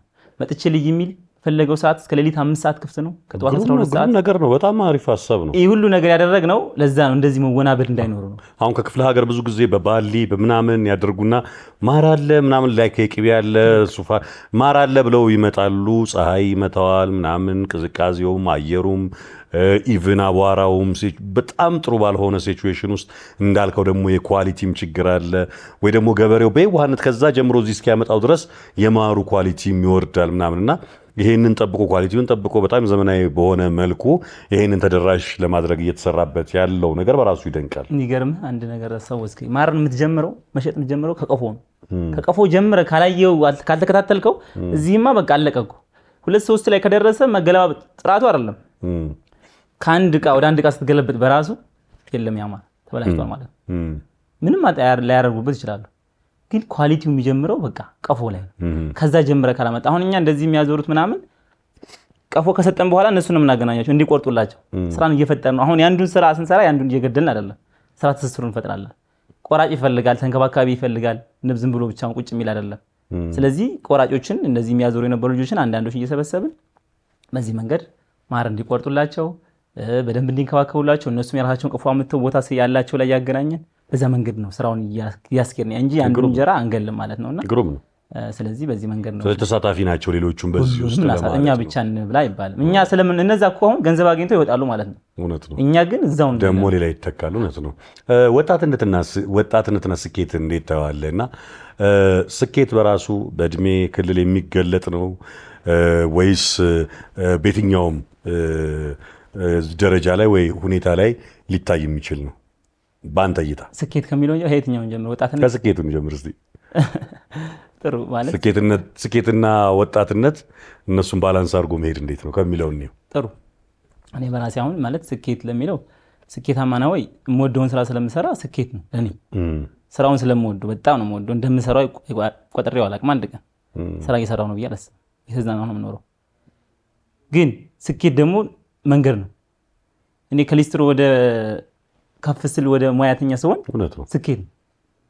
ያችን ሙያተኛነት የሚፈልጋት በጣም ብዙ ሰው ነበር። እያንዳንዱ ደረጃ ስኬት ነው። ግን የደረጃው መጨረሻ የት ጋር ነው? እሱ እንዳለ ሆኖ ግን እያንዳንዱን ደረጃ እየወጣሁ ስለዚህ ዛሬ ያለሁበት ግን እኔ ስኬት ነው እና ወጣትነቴን ደግሞ እንዴት ነው ወጣትነቴን በከንቱ ማሳለፍ አልፈልግም። ማለት እንዴት ነው በምርቃት እኔ ማስተሳሰረው ለስኬት ለምሳሌ ምንድነው እዚህ ብትለኝ ስኬት ስለሆነ ስለምወደው ስራው ማለት ነውና እምነትና ምርቃት ነው። እምነት ማመኔ በጣም ሰው ማመኔ ማለት ነው። ሰው ማመን በጣም ለስኬት ትልቁ መሰረት እሱ ነው። ምርቃት በጣም ታምናለህ? ምርቃት ደግሞ ትልቁ ነገር ከቅድም ጀምሮ ስትል ስለሰማው ነው የቤተሰብ ምርቃት እያልክ። አዎ የአባት ምርቃት መሰረት ይነጥቃል ማለት የአባት እርግማን መሰረት ይነቅላል፣ የእናት እርግማን አጥንት ይሰብራል ይባላል። እና ሰው አይመስለውም። እውነቴን ነው የምልህ ወጣትነት ሆነህ ላይመስል ይችላል። እኔ ትልቁ ነገር ስህተት የሰራኋት ያቺ ረግሞ ቢሆን ኑሮ የት እንደሆነ አላውቅም። እነሱ ለኔ ብለው እዛ በማረም እኮ ማርኬቲንጉ እንደሚይዝ አውቀዋለሁ። ግን በተሳሳተ መንገድ መጥቼ ነው ዙረት የፈጀብኝ። ስንት ነገር ዞርኩ። ግን እሱ ራሱ የሌላ የህይወት ኤክስፒሪየንስ ነው። ትክክል። ግን ያው እግዚአብሔር ይስጣቸው ስላልረገቡ ያው መጣሁ ዙሬ እነሱ ጋር ነው የመጣሁት። እና በጣም ምርቃት ላይ በቀን ውስጥ እኔ ሳልመረቅ መዋል አልፈልግም። የሚገርም ነው። አስተያየት ጠይቀው ደውላለሁ። አስተያየት ከጠየቁ በኋላ ቅሬታውን እኔ መጨረሻ ላይ እንትን የምሰጠውና ይሄ ይሁን እንደዚህ መካስ እንችላለን ምናምን ምለውና ያኔ እናቶች ላይ ምናምን ላይ ሲደርስ በጣም መረቀውኝ አመስግነውኝ፣ ምንም ካልተመረኩ ደግሞ ፋዘር ጋር ደውልና እመረቃለሁ ማለት ነው። የምርቃት እንትኑ አሁን አይደለም ነገ ነው። ህይወትን ያሳምርላል። መንገድ ብርሃን ነው፣ ክፍት ነው። በቃ ሌላ ምንም የሚገጥምህ ነገር በሙሉ የምትሸፍነው በምርቃት። ቤተሰብ ካንተ ምንም አይፈልግም፣ ከኔ ምንም። ጥሩ ንግግር ካለ ለቤተሰብ በመልካም ካገኘህ ስጣቸው፣ ከሌለህ ደግሞ ጥሩ የሆነ ንግግርና ጥሩ የሆነ ቤተሰባዊ ቅርርብ ካለ በጣም ትልቅ ነገር ነው። ቤተሰብ ማለት እናት አባት ብቻ አይደለም ማለት ማክበር ያለብህ። ካንተ ከእድሜ ከፍ ካለ የትኛውም ሰው ክብር ይገባዋል። በዚህ እየተመረቁ ግን ማለት የተረገመ ልጅ የትም አይደርስ። እውነቴን ነው የምልህ። ለሀገር አይጠቅም፣ ለራሱ አይጠቅም፣ ለቤተሰብ አይጠቅም። ትዳር ብትለው ትዳር አይመራ። ይሄ አንዱ የምርቃቱ ማጣት። ስለዚህ በምርቃት በጣም ነው ማምነው። ሰው ማመን ያልኩ ደግሞ ሰው ማለት እኔ በፊት ሲጀምር በዱቤ ነው እንዳልኩ ገንዘቤን ሰጥቼ ከነሱ ጋር ልገናኝ ከቤተሰብ ጋር አለ የቤተሰብ ላይ እንትኑ ማሩ እዛ ጋም ገበሬዎችን አምኛለሁ እዚህ ጋም ያሉትን ዱቤ ነው የምሰጠው በራሴ ገንዘብ አንዷ ምን አለችኝ ቢሮ መስሪያ ቤት ነውና የሚበላ ነገር ኢትዮጵያ ህዝብ ነገራችን ላይ አንዳንዶች በጣም የሚገርም የሚበላ ነገር ላይ ዱቤ በስማ ይቅርብኛል ታጠጋብዬ ወይ ይቅርማ ይሄ በነፃ ነው ልስጥሽ በቃ ሌሎቹን አታሳድምብኝ እኔ በዱቤ ልሰጥ እኮ ነው በቃ ሌሎችን አሳድምብኝ እኔ በነፃ ልስጥሽ ብዬ የሰጠዋት ጊዜ ያለና በጣም አመኛችሁ ሰጥቻቸው ብር ሁላ በቃ የሆነ ሰዓት ነው የሚገባው በቃ የማን ነው ስል ረስተው እኮ እንደዚህ ብር ነበረኝ እኮ ረስተው እኮ እንደዚህ ብር ነበረ ብድግ እያደረክ ትሰጣለህ በቃ ምክንያቱም እኔ ጋር እውነት አለ ያ እውነት እንዲታወቅ ፈልጋለሁ እኛ ጋር እውነት ማር ስላለ ያቺ እውነት ስለተደበቀች ያችን ለማውጣት እንዴት አድርጌ ነው መሄድ ያለብኝ ስለዚህ ያለኝን ነገር አመኘ ሰጥቼ ነው እና ሰው ማመኔ በጣም ሰው ማመን ለኔ ትልቅ ነገር በጣም ደግሞ ታማኝ ሰው ነው ያለው የሚገርምህ ከስንዴ ውስጥ እንክርዳድ አይጠፋም አንዳንድ ቢኖርም ግን ታማኝነት ግን በጣም ብዙ ታማኝ ሰዎች እንዳሉ ነው ተምሬያለሁና እሱም ነው አንዱ ወደ መስመሬ ውስጥ ያገባው ቅድም ካልከው ንቧ የምትፈልገው ይሄ ታማኝነት ቅንነት ክፋት አለመኖር ምናምን ከሚሉት የስራው የቢዝነሱ ህግ ነው እምነት የመጣው ወይስ በተፈጥሮ ነው እምነት ማለት እኛ ቤት ትልቅ ዋጋ አለው ኢትዮጵያ ላይም እንደዛው በእምነት ማለት እምነት ላይ እኛ ጋር ግን ንቦች እነሱ በነፃ ያመጡትን ነገር ንብ ላይ ምንም እኮ በቃ ጨርሰዋለች ሁሉ ነገር አመጣ ሰቀልክ ከዛ በነፃ ነው ያገኘው እሱን ለማድረስ ላለመታመን ምን ሌላ ምን አለ ቢቻልና ቢቻል በነፃ ብትሰጥ እኮ ችግር የለው ኑሮ ስለሆነ መኖር ስላለብን ነው እውነት ነው እንጂ ያን በነፃ ያመጣውን ነገር እንደገና እዚህ ጋር እምነት አጉል ለመስጠት ማለት ቀላል ነገር አይደለም ስለዚህ የንቧ አንድ ህግ ነው የኛ ደግሞ የጫካማር ለጫካማር ህግ ሆኖ የወጣ ነው ምን ዋነኛው ማሰሪያው እምነት ስለሆነ በዛ ማለት ስህተት አይኖርም ማለት አይደለም ቢኖርም ግን አውቀህ ሳታቅ ብታረግ ምንም ነው እያወቅህ የምትሰራው ስህተት ግን እምነትን ያጎላልና ይሄ ነው ዋናው መንገዱ የበንትንስ ከቅድም ያልመለስካት ወጣትነትና ስኬትን የመለስከው በእድሜ ክልል የሚገለጥ ነው ወይስ ከዛ በዘለለ የሚታይ ነው ስኬት እኮ ማለት መንገድ ነው እኔ 50 ላይ ስሞላ ስኬት ጨርሻለሁ ብዬ አልቆምም በሂደት የሚመጣ ነገር ነው 15 ዓመት ላይ ልጅም ስኬት ብሎ ይመኛል የ50 ዓመት አንድ ሽማግሌም 60 ዓመትም በለው ስኬትን ይመኛል ገደብ የለውም ግን ለኔ ስኬት ግን ማለት እንትን ላይ መድረስ ነው በቃ የሆነ አይደለ ለሰዎች መትረፍ ለኔ ሊስትሮ ሆኜም እየኖርኩ ነበር አሁንም እየኖርኩ ነው እኔ 4-5 ፎቅ ቢኖርክ አምስቱ ላይ እየገለባበት ከተኛ ማለት አንዱ ጋም አንድ አልጋ ላይ ነው የምተኛው ስለዚህ ለሰዎች ግን መትረፍ ግን ከቻልክ ግን ለሰዎች ስትተርፍ እሱ ስኬት ነው ለኔ ከዛ ውጭ ያለው ነገር በሙሉ መንገድ ነው እየሄድን መቼ እንደሚቆም አናውቅም በቃ እንመኛለን እንሄዳለን ስለዚህ በመንገድ ውስጥ የሚገኝ ነገር ነው ማለት ነው በጣም ግሩም አሁንም እንግዲህ የተመልካች ጥያቄ አለ እሱን ተከታትለን እንግዲህ መልስ የምትሰጥበት ይሆናል ሰላም መንጌ እንደምን አለ ደህና ነው ወይ ዛሬ በዚህ ፕሮግራም ላይ በማግኘቴ እጅግ በጣም ደስ ብሎኛል ምክንያቱም አንዳንድ ጥያቄዎችን ጠይቃለሁ እያልኩኝ ብዙ ጊዜ ሳስብ ነበረ ምን ካልከኝ እዚህ ስራ ውስጥ እንዴት ልትገባ ቻልክ ምን አነሳሳ ሌላው ደግሞ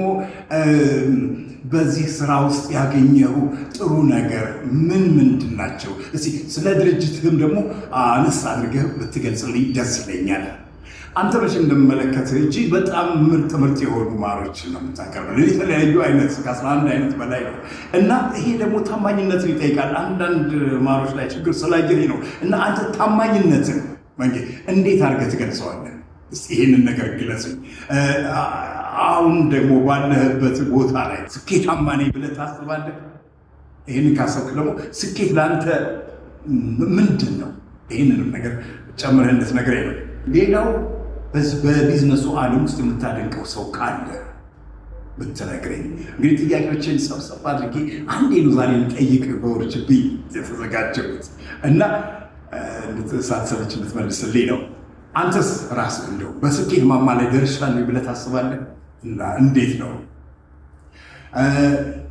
ጫካማርን ለቀጣዮቹ ዓመታት የሚቀጥለው ጊዜ እንዴት አድርገን እንጠብቅ በምን አይነት ሁኔታ እንጠብቀው አንተስ ይሄን ጫካማርን ቅርንጫፎችን ለማስፋፋት ምን አስበሃል ምን ወጥረሃል ለማለት ነው የፈለኩት እንዴት ነው ሌላው በንግዱ ዓለም የገጠመኝ ብትነግረኝ ደስ ይለኛል እንግዲህ ሌሎችም ነገር ደግሞ አሉ። ከስራ ውጪ ምን ማድረግ ያስደስታል አንተን? ይሄ ስራ ይቀጥላል ወይንስ በራስ የተጀመረ? የትኛው ላይ እንዴ ነው? የትኛው ላይ ጫና ይበዛል? በዚህ በስራው የተረሳ እነኝህን የመሳሰሉ አላበዛብህም። ይህን ያልከጠየቁ አየሩን ሰዓት በሙሉ እንዳልይዘው ማለት ነው። ለእነዚህ ጥያቄዎች መልስ ሰጠኝ በታላቅ ትህትና እጠይቃለሁ። አመሰግናለሁ። ተወዳጅ ጋዜጠኛና መድረክ መሪ ያው የምናውቀው ቢኒ ነው እና ብንቀያየር ይሻል ነበረ። ምንም የተረፈ የለም። ከሰማ መልስ ሁሉም ጥያቄ ጠየቀ። ያንን ጥያቄ ነው የጠየቀው እና ደስ የሚለውስ ደግሞ ብዙ ጥያቄ እንዳልጠይቀው ብለዋል። አንዳንዶቹን የዳሰስናቸው ናቸው። ስኬት ለአንተ ምንድን ነው? ስኬታማ ነኝ ብለህ ታስባለህ ወይ ምናምን? ስኬት ለአንተ ምንድን ነው ልናወራው እንችላለን። ስኬታማ ነኝ ወይ ብለህ ታስባለህ? ቅድም አውርተነዋል። ግን ስኬት ለአንተ ምንድን ነው? ቅርንጫፎች ቅድም የነካካናቸው ልትገልጽለት የምታስበው ካለ እንደ ሮል ሞዴል ነው እንደ አርአያ አድርገህ የተነሳው ሰዎች ካሉ የሚሉትንና ስለ ተቋሙ ያላወራ ነው ወይ ካለ እንደው ስለ ተቋሙ የሆነ ነገር ብትለኝ፣ የማሮቹ ኳሊቲ ከምንድን ነው የመጣው የሚሉ አይነት ጥያቄዎች አሉ። ጠቅለል አድርገህ ምጣው። ጠቅለል አድርገን ሳይሆን አንድ በአንድ እንሄድለት ማለት እሱም በጣም ጓጉቶ ነበር ለመጠየቅ እስከዛሬ ድረስ ማለት ነው ያበዛቸውና በእርግጥ ብዙዎቹን ጠቅሰናል። አሁን እኮ በነገራችን ላይ ጨምቄው ነው እንጂ ከዚህም ይበልጣል። ስለዚህ ማን ታደንቃለህ ከሚለው ያልነካ ነው ስለሆነውና እኔ በዚህ ምድር ላይ ማደንቀው ማለት የቢዝነስ ሰው ቢሉም እኔ አባቴን በጣም ማለት እንደ አርአያ የምትወስደው አባት በጣም 8 ልጅ ያለ ምንም ነገር ታሳድጋለህ። እስቲ ያድርገው እንጂ ማንም ማለት ጎዳና ነው መውጣት ያለበት።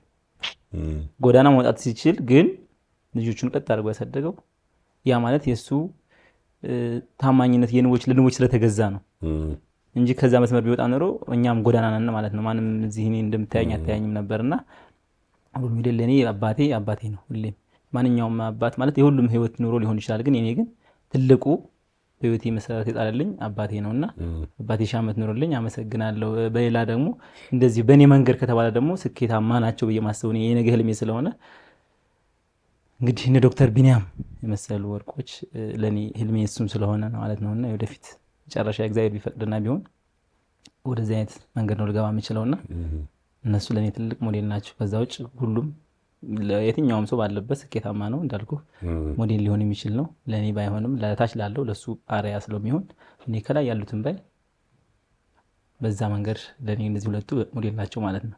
ግሩፕ ስኬት ላንተ ምንድነው ብለዋል? ስኬት ላንተ ምንድነው? ስኬት ለኔ ጉዞ ነው። ጉዞክ ከህልምህ የሚያስቀር ነገር የለም። በዙሪያ የምሰበስባቸው ሰዎች እንዳለ ስኬት የሚሸቱ ናቸው። ያ ማለት ህይወት ካስተማራችሁ ሰው ማለት ያለው ላይ ምናምን አይደለም። ስኬት ያለው ታች አለው ማለት ያን ነገር አሁን መንገድ ላይ ቁጭ ብሎ የሚለምነው እንደኔ ወጣት ነበር የሆነ ሰዓት። እኔ እንደሱ ያልሆንኩት እግዚአብሔር ስላልፈቀደ አይደለም። እሱ እግዚአብሔር ለማኝ ሆኖ ብሎት አይደለም። እሱ ሲፈጥረው ለዛ አልተፈጠረ። ግን የሆነ ነገር ያንሸራተተው ነገር አለ። እኔስ ነገ ማን ነኝ? ስለዚህ ከሱ ትልቅ ህይወት ተሞክሮ ወዳለውና እሱ የኔ የህይወቴ መንገድ ነው። እሱን ሰው ጋር ነው የምውለው። እሱ ጋር የሚነግረኝ ነገር ህይወት እንዴት መሄድ እንዳለበት ለምን እንደዚህ እንደሆነ ምናምን ብለህ ስጠይቀው በጣም ግሩም የሆነ መልስ ይሰጣል። እናቶች ላይ ጠጋ ብለህ ስጠይቃቸው በእድሜ ካንተ ከፍ ያሉ ካንተም በታች ነው ደግሞ እንደዚህ ያሉ በጣም ጎበዞችና እነሱ ስኬት ናቸው፣ የስኬት ምንጭ ናቸው፣ የስኬት መንገድ እነሱ ናቸውና ስኬት ለኔ መንገድ ነው። እሺ ስለ ቅርንጫፉ ቅድም ነካክተዋል። በችግር ምክንያት ቅርንጫፍ ለምን ማለት የማስፋት ሀሳብ አለ ነው የሚለው እና ግን እሱ እኛ ማስፋት እንችላለን እንዳሉት ወደፊት ልናመጣው እንችላለን። አሁን ባለው ደረጃ ግን መጀመሪያ ሰው ማወቅ አለበት። መሸጥ ህልማችን አይደለም ማሳወቅ ነው።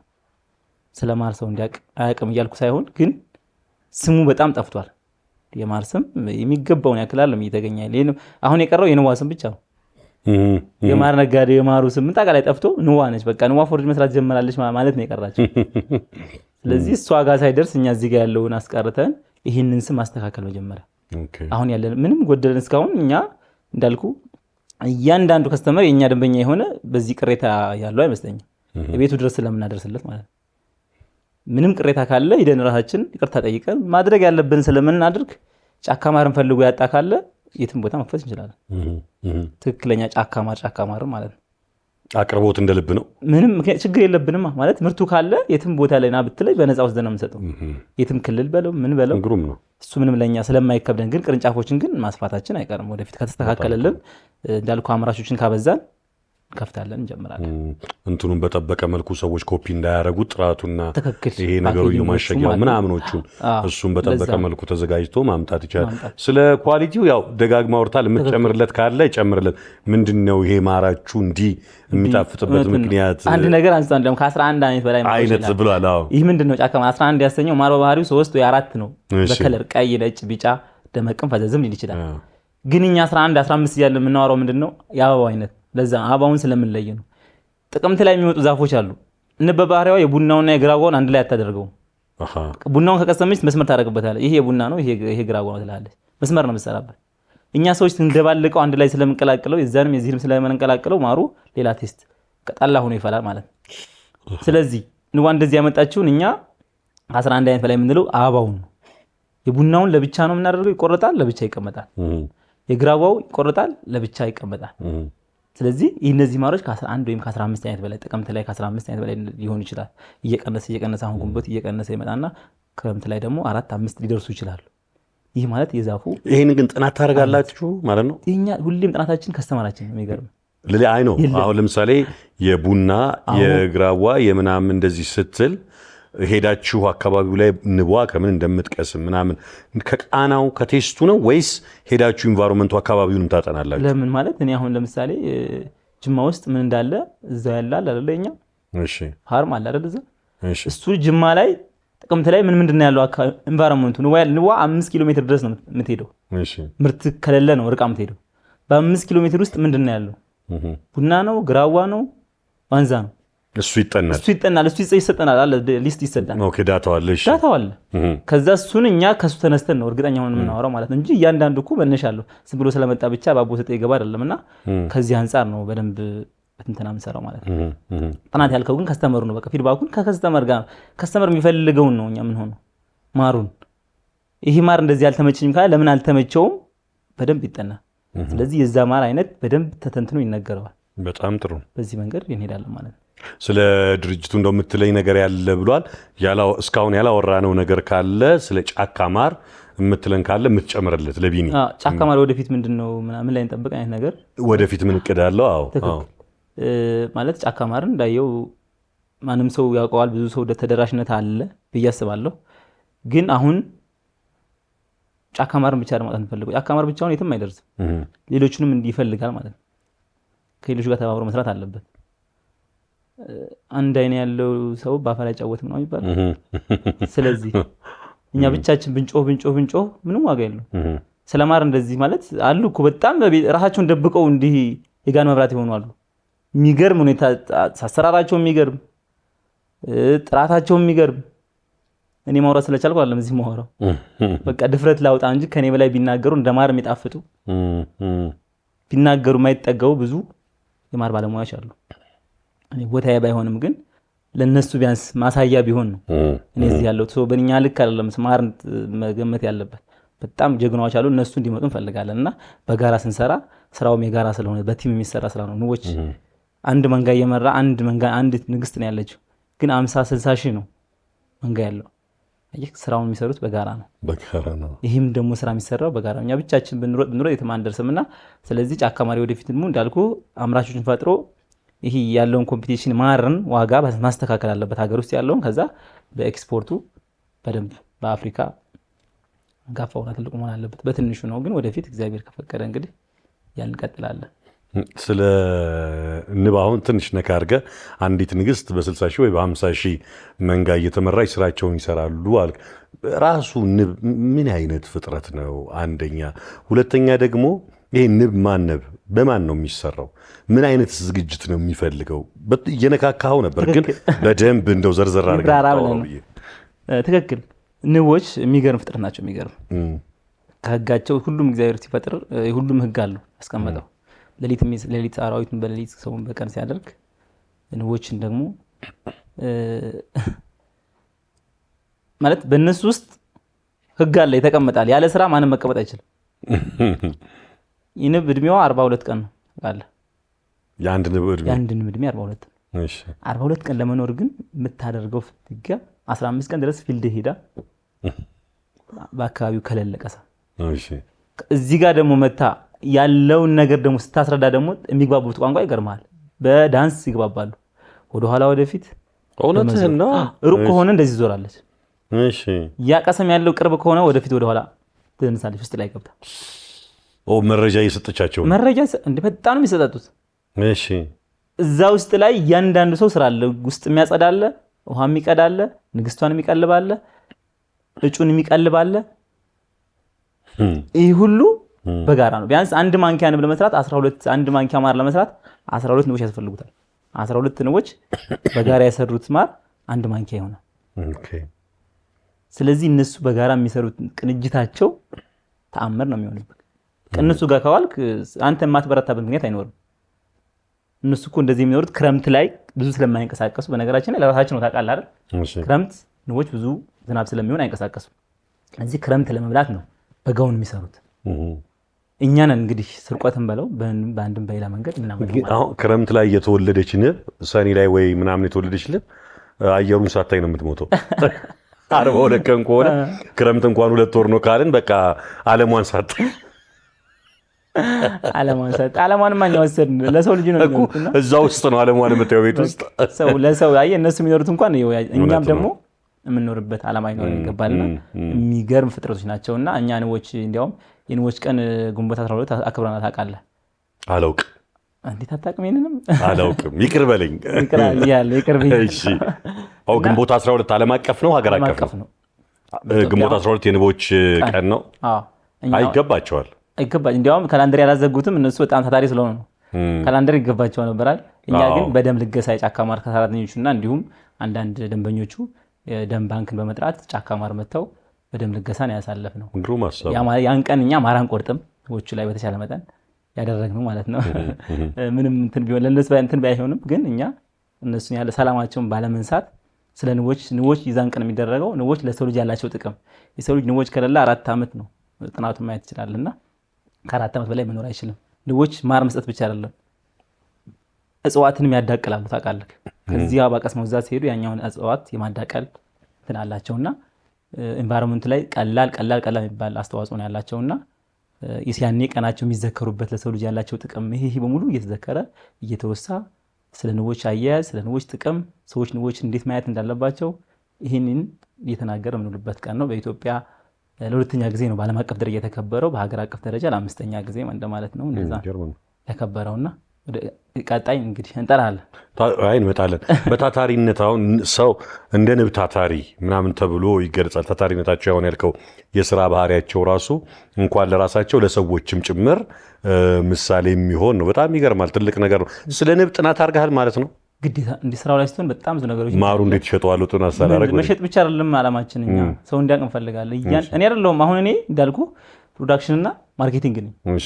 እኔ ከስተመር ምን ይፈልጋል ነው ጥራቱስ እንዴት ነው? ከስተመር ለኔ የሰጠኝ ቅሬታ ያንን ጥራት እያረጋገጥኩ ነው። ከማሩና ከንቦቹ ጋር ደግሞ ቅርበት ያላቸው እንደ ግዴታ ነው። ስለዛ ጉዳይ ደግሞ በደንብ ቢተነትነው እንዲህ ነው እንዴ እስክትል ድረስ የሚያደርግ እኔም አላቅም ያልኩ አይደለም፣ ግን ይሄ ድረስ ነው የምንሄደው እኛ። ግሩም ነው። ስለዚህ ይሄ ያለው የኛ አካሄድ አንድ ብቻ አይደለም። ወጥ ታታሪነት ሲባል የኛም ታታሪዎች ናቸው። አጠቃላይ ሁሉም ሰው እንዳልኩ ታታሪ መንገዱን ይዞ ይሄዳል። ስራውን ጠንቅቆ ያውቃል። በዚህ መንገድ ጫካ ማርም የንቦችን አርአያነት ለመከተል እየሄድን ያለንበት መንገድ አለ ማለት ነው። ቆንጆ ነካክተነዋል። ግን እንደው በተብራራ መልኩ እንድታወራው ንብን ማነብ በማን ነው የሚሰራው? ምንስ አይነት ዝግጅቶች ያስፈልጉታል ማለት በደንብ ጥሩ ውጤት ለማግኘት? ጥሩ ንብ በማን ነው የሚሰራው? እንግዲህ መነሻ ላይ ምን ብያለሁ? ምንድነው የሚባለው በአማርኛው አካለ ጉዳተኛ ነው የሚባለው። ስለዚህ የኛ ቤተሰቦች መነሻቸው የአካል መጉደል ነው ንብ እንዲሰራ ያደረጋቸው። ስለዚህ ከዛ ከጀመረ ከዛ ውጭ ያለው ሰው ሙሉ መስራት ምን ያስፈልጋል? ልብ፣ ጥሩ ልብ፣ ጥሩ አመለካከት። ገንዘብ አያስፈልግም ንብ ለመስራት። የፈለገ ኢንቨስት ላደረክበት ንብ ማር ትሰራለህ ማለት አይደለም። ነጋዴ ሆነ ልታልፍ ትችላለህ። ተራ ምንም ዝም ብለህ ልትሆን ትችላለህ። ንቦች ጋር ግን ቅርኝነት እንዲኖር ከፈለክ ግን ጥሩ ልብ ያስፈልግሃል። ታታሪ መሆን አለብህ። ለሰዎች ታማኝ መሆን አለብህ። ቅድም ያልኳቸው ይህን ነገር ንቦች በደንብ ማር መሸጥና ማነብ ይለያያል። መሸጥ ማንም ሰው ተነስቶ ይሸጣል። ገንዘብ ያለው ሁሉ መሸጥ ይችላል። ህሊናውን ነው የሚሸጠው። ሲሸጥ ግን ማር አይደለም። እንዴት እንደመጣ ከየት እንደመጣ ምናምን ባክግራውንዱ ሳያውቀው መሸጥ ነው። ይሸጣል፣ ችግር የለው። ግን ከንቦች ጋር ስትውል ግን ይህ ህግ ያስፈልገዋል። ወደ ገጠር ገብቶ በነፃ ነው የሚገኘው። በነገራችን ላይ ንቦች ገጠር ስትገባ ቀፎ በነፃ ንቦች ቀፎ ትሰቅላለህ። ሳጠራ ሰርተክ በነፃ አንተ ልብ ካለህ ጥሩ ሰው ከሆንክ በነፃ መጥተው ይገባሉ። ስለዚህ ያን በነፃ ያገኘውን ነገር አንተ በቃ ልብህን አስፍተክ እንጀራዬ ብለክ ስራውን ልትወዶም ይገባል። በቃ መውደድ አለብህ፣ መዋሃድ አለብህ ከስራው ጋር። ስራውን ካልወደድከው አትሰራው። ይሄ ያለው ሰው መስራት ይችላል ማለት ነው። ሴት አይባልም፣ አሮጌ አይባልም፣ ሽማግሌ የለም። የትኛውም እድሜ ክልል ንብን መስራት የሚችል። ስለዚህ መስፈርቱ ልብና እምነት ነው። ልብና እምነት የሚገርም ነው እንጂ በተረፈ በቀላሉ ማንኛውም ሰው በቀላል ስልጠና ወስዶ ያንን ነገር ማከናወን ይችላል ማለት ነው። ይገባ። ምንም የተለየ ምርምርም አይጠይቅም። ንብ ለማነብ እንዳልኩ ልቡ ክፍት ይሁን። ለማን ነው የሚያደርሰው? ለማን ነው የሚሸጠው? ገንዘብ ለማግኘት ከሆነ አይስራ። ተሳስቶ ስራውን መጀመር የለበት። ገንዘብ ለማግኘት ስራ ሰራለው ካለ ሂሳቡን ሰርቶ ቀመር ቀምሮ የፕሮፖዛል አቅርቦ ምናምን አይደለም። ፕሮፖዛልም ምንም አያስፈልገውም። ልብህን ይዘህ ቅረብ፣ ትሰራዋለህ ማለት ነው። በጣም ግሩም ጥሩ ቆይታ ነው እየሰጠህን ያለው። የማናቃቸው ሀሳቦችንም እያወቅን ነው። እኔም አድማጭ ተመልካቾቻችንን በእርግጠኝነት አዳዲስ ሀሳቦችንም እየሰሙ ነው ብዬ አስባለሁ። የሚያውቅ ያውቃል፣ መረጃ የሌላቸው ደግሞ ብዙ መረጃዎችን እያገኙ ነው። ለዚህም ከልብ እናመሰግናለን። በኢሉ አባይ ስም የመጨረሻ የተመልካች ጥያቄ አለ። እሱ እንከታተልን፣ እንግዲህ መልስ የምትሰጥ ይሆናል። ለተሰጠኝ እድል የጫካ ማር ባለቤት መንጌ የተወሰኑ ጥያቄዎች አቀርባለሁኝ። መንጌ የስኬትህ ምንጭ ምንድን ነው? በማሩ ዘርፍ ስኬታማ ነህ። ጫካ ማር በአሁኑ ጊዜ በጣም ታዋቂ ሆኗል እና የስኬትህ ምንጭ ምንድን ነው? ለዚህ ስራ ስኬት ያበቃ ነገር ምንጩ ምንድን ነው የሚለውን ብትነግረን መጀመሪያ ደስ ይለኛል። ከዛ በመቀጠል ደግሞ እንግዲህ በርካታ የሆኑ ስራዎችን ሰርተሃል እስከዛሬ ድረስ። ታማኝ እንደሆንክ ይታወቃል። በተለይ በበጎነት ከበጎነት ጋር የተያዙ ስራዎችን ብዙ ትሰራለህ እና ታማኝነት ለአንተ ምንድን ነው? በጎነትስ? ሁለቱን ነገሮች ብትነግረን ደስ ይለኛል። ታማኝነት ለአንተ ምንድን ነው? በጎነትስ ደግሞ ምንድን ነው የሚለውን ብትነግረኝ ደስ ይለኛል። ሌላው በትርፍ ጊዜ ትርፍ ጊዜ ብዙ አይኖርህም፣ ግን ትርፍ ጊዜ ሲኖርህ ምን ያዝናናሃል? በምን ፈታ ትላለህ? ምን ያስደስትሃል? የሚለው ብትነግረኝ ደስ ይለኛል። የመጨረሻው ጥያቄ የሚሆነው ትዳር አለ ወይ? አገባህ ወይ? ወደፊትስ ምን አስበሃል? በቅርብ የታሰበ ነገር ካለ እሱን ብትነግረኝ ደስ ይለኛል። በኃይሉ አለሙ እባላለሁ ከኢትዮ ኤፍኤም አፍኪ መዝናኛ የሬዲዮ ፕሮግራም። አመሰግናለሁ። ግሩም ነው። እንግዲህ ምንም የቀረው የለም፣ ግን ለህይወት ላይ ሁሉ ገብቷል። እስኪ ከመዝናኛውን ጀምር እስቲ። አሁን እንደዚህ ሃርድ ወርከር የሆኑ ሰዎች በምን ኢንተርቴን ያደርጋሉ፣ በምን ይዝናናሉ ከሚለው እስቲ ነው። ጥሩ። እኔ ማለት እየሰራው ነው ብያለሁ ብያለሁ ቅድም ከሰማኸኝ እና ሰርቼ አላውቅም። አሁን ስራዬን እንደ መዝናናት ነው የምቆጥረው። ግን ስለምትወደው ነው? በጣም ስለምወደው በቃ ማለት እያዝናናህ ነው? እያዝናናኝ ነው። እኔ እኮ ቤት ከስተመር ሲመጣ ሳስተናግድ ማለት ነው ቢሮ ስቀመጥ ነው እንደ ስራ ትንሽ ላይ የምችለውና ሴልስ ላይ ስገባ ድግስ ጠርተህ ሰዎች ሲመጡብህ እንዴት ነው ደስታ ሳይመጣ ሲቀር ነው አይደል? ቅብር የሚል የሚከፋ ምናምን ሲመጡ በቃ እኔ ድግስ ነው ሁሌ እኔ ቤት። ጫካ ማር ላይ ስትመጣ በቃ ሳስ እዚህ ሰጥ እዛኛው ስትቀምስ እዚህ ቀመስ ስልክ ደስ እያለኝ ውስጤ በቃ እንዲበላለት የሚፈልግለት ድግስ እሱን እፈልገዋለሁ። እሱ ደስ ይለኛልና እዛ ሲሆን በቃ እኔ እዝናናለሁ። አንድ ሲቀጥል ደግሞ ከዛ ውጭ ከሆነ ደግሞ ስራ በሌለ ሰዓት ወይም ደግሞ የሆነ ቀን ይባልና ከእንትኖች ከትልቅ ሰዎች ጋር ታሪክ መስማት፣ ታሪካቸውን እየሰማሁ የገጠማቸውን ነገር ከነሱ ጋር ሻይ ቡና እያልኩ ሊሆን ይችላል። በዛ ሰዓት ጊዜን ሳሳልፍ በጣም ደስ ይለኛል። ከዛ የተለየ ነገር የለኝም። ስለዚህ በአመዛኙ ስራዬ በራሱ መዝናኛዬ ነው የሚለውን ብንይዘው የተሻለ ነው የሚሆነው። ሌላው ኖርማል ስለሆነ ብዬ ነው። ከመጨረሻው ቀጥሎ ደግሞ ስለ ትዳር ከላይ ጀመርክ። ምን ነው እውነቱን ነው ማለት እንግዲህ 30ዎቹ ሊገባ እየተወራራጥኩ ያለው ወጣት ነኝ ልበል። እዚህ ሲሆን ደግሞ ማንም ሲያሳስበዋልና ብዙ ጊዜ ራሴን ሚዲያ ላይ አላጋራም እንደዚህ ስለ ህይወቴና እንደዚህ ሰው በጣም ደካማ ነው ብዬ አስባለሁ። ማለት ትዳር ከፈጣሪ ነው።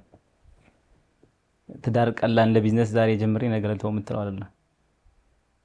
መሰጠት አለበት፣ መጠንቀቅ አለበት፣ በደንብ ማጥናት አለበት። ማጥናት ስልክ ራስን ማዘጋጀት አለበት። ራስ ላይ ነው ሁሉ ነገር ሰርተህ የምትጨርሰውና እኔ ደግሞ እኔ ላይ ራሴ ላይ አልሰራሁትም። ቁጭ ብዬ ምናልባት ብዬ ማስበው እሷ ጋር እንኳን ቁጭ ብዬ እንኳን ስራ ካለ ጥየት ልሄድ እችላለሁ ብዬ ማስብ ሰው ነኝ። ስለዚህ ገና አልሰራሁትም ራሴ ላይ ራሴን አላገኘሁትም። በትዳር ጉዳይ ስራና ስራ ነው ሁሌ። የተለየ ነገር ውስጥም ገና አላሰብኩም እንኳን ምክንያቱም በቃ ገና ነኝ አልረካሁም በስራዬና አሁን ያለው ይሄ ነው። አንተ አየህ ማሬና ሃኒ እዛው ማሩ ጋር ስለሆንክ ያለው አሁን ሰው ትዳር ይዞ ማሬ ሃኒ በሚባባል ሰዓት እዛ ለምደው እንዴ ተርጉሞ እንጂ ወደዚህ በነገራችን ላይ ያስቀኑኛል። እንደዚህ ሁለቱንም ማስኬድ የሚችሉ ሰዎች ለበጣም አንደኛ ናቸው። ቢዝነሳቸውንም ማለት ስራቸውንም ትዳራቸውንም ህይወታቸውን የሚመሩ ሰዎች ለኔ አንደኛ ናቸው። እንዴት ነው የሚችሉት? በምን እንዴት ነው ለሱ ጊዜ የሚሰጠው? እንዴት ነው እሱ ለሷ ጊዜ የሚሰጣት? እኔ እኮ እሱን አልችለውም። ራሴን ሳስበው የሚገርመኝ እነሱ ሰዎች በሆን ብችል ደስ ይለኛልና ግን እሱ ነው አንዱ ስኬት ነው። በነገራችን ላይ አየ ስኬት ያልኩ ለዚህ ነው። ስኬት ባለበት ይመዘና ማለት እሱ ነው። በዚህ ደግሞ እኔ ደካማ ነኝ። ትዳር ሌላው ስኬት ነው። ሌላው በጣም ከስኬት አይ ለሁሉም ጊዜና ወቅት አለው። በነገራችን ላይ ያ ማለት አይናችንን እየጨፈን እያሳለፍን ሳይሆን የመጣውን በረከት እድል እየተጠቀምን እንሄዳለን። ግን የግድ አሁን ካልሆነ ወይ ዛሬ መሆን አለበት አይባልም። አለ አይደለ አንዳንድ ነገሮች ለጊዜው ለወቅቱ የምትሰጣቸው ነገሮች አሉ። የፈጣሪን ፍቃድ እየጠየቅ ማለት ነው ብዬ አስባለሁ። እውነት ነው። አይ ማለት ከፈጣሪ ነው ሲባል ቁጭ ብለህ ተቀመጣለሁ ማለት አይደለም። ፈጣሪ መጥቶ እንግዲህ እጇን ጎትቶ አይሰጠኝም። ከሰማይ ይችትና ሚስጥር እንደዚህ አይደለም። ግን ለኔ ምን ብዬ ማለት ራሴ ላይ አልሰራሁም ነው። ገና ብቁ አይደለሁም። ምንም ቢዝነስ ላይ ብቁ ነህ ማለት እዚህ ላይ ብቁ ነህ ማለት አይደለም። ስለዚህ ያ ደግሞ ትንሽ የሚያሳስብ አንዳንዴ ምንም የፈለገ ዓለምን ብዙ ሰዎች ያንተን ተደማጭ ያንተን ንግግር ቢሰሙልህ ቤት ካልተሰማክ ቤት ላይ ያለህ አቅም የወረደ ከሆነ ለቤትህ ታማኝ ካልሆንክ ይሄ ነገሮች ከሌሉክ ሲኦል ነው ኑሮ ሁሉና እስከዛሬ የመጣህበት መንገድ ሙሉ ዜሮ ከሚሆን እኔ ራሴ ላይ ልስራ ገና ነኝና ለዛ ነው የመንጌ ማሬ የጥያቄ አስበላኝ እንደዛ አይ ለዚህ የአንደኛው ጥያቄው ኦልሞስት በንግግራችን መካከል መልሰነዋል። የምትጨምርለት ከሆነ የስኬት ሚስጥር ላንተ ምንድነው የሚል አይነት ጥያቄ ጠይቋል። ካልተመለሰ የምትጨምርለት ነገር ካለ መጨመር ትችላለህ። ስኬት ነው በደጋግመን አንስተነዋል። ሌላ ምን አለን? ሌላ ማለት በጎነት ነው ምንድነው ያለው? አዎ ከዚህ ከበጎ አድራጎት ጋር ተያይዞ እየሰራችሁት ያለ ነገር አለ ብሏል። እኔም የመጨረሻ ጥያቄን ከዚህ ጋር ላክልልህ። ምክንያቱም እንደ ተቋምም ሊሆን ይችላል እንደ ግለሰብ ማህበራዊ ኃላፊነትን ከመወጣት አንጻር ምን እያደረጋችሁ ነው? ምን እንቅስቃሴ አለ የሚል ጥያቄ ነበረኝ። እሱ ካለው ጋር ተመሳሳይ ስለሆነ ስፋው። በጣም ጥሩ። ከመጀመሪያው የጫካ መንግስቱ የጫካ ማር ባለቤት የሰማው ልበልና እኛ ጫካ ማር ባለቤት የለውም ህዝብ ነው። ታሪክ ይዞ የመጣን አንድ ሰው ባለቤት ማድረግ አንችልም። እኔ ባለቤት አይደለሁም። ታማኝ የተሰጠኝ ቦታ አለ። እሱን እንዳንድ አገልጋይ ምን በለው በቃ እሱን እያገለገልኩ ያለው ነገ ማንም ሰው ሊሆን ይችላልና ስለዚህ ህዝብ ነው ባለቤቱ። በዚህ ይስተካከልልኝ እላለሁ። ሲቀጥል ግን ማህበራዊ ኃላፊነታችን እንዴት ነው የምትወጣው ላለው ጥያቄ ማር ነው። በማር ዙሪያ ማር ለሁሉም ነገር አስፈላጊ ነው።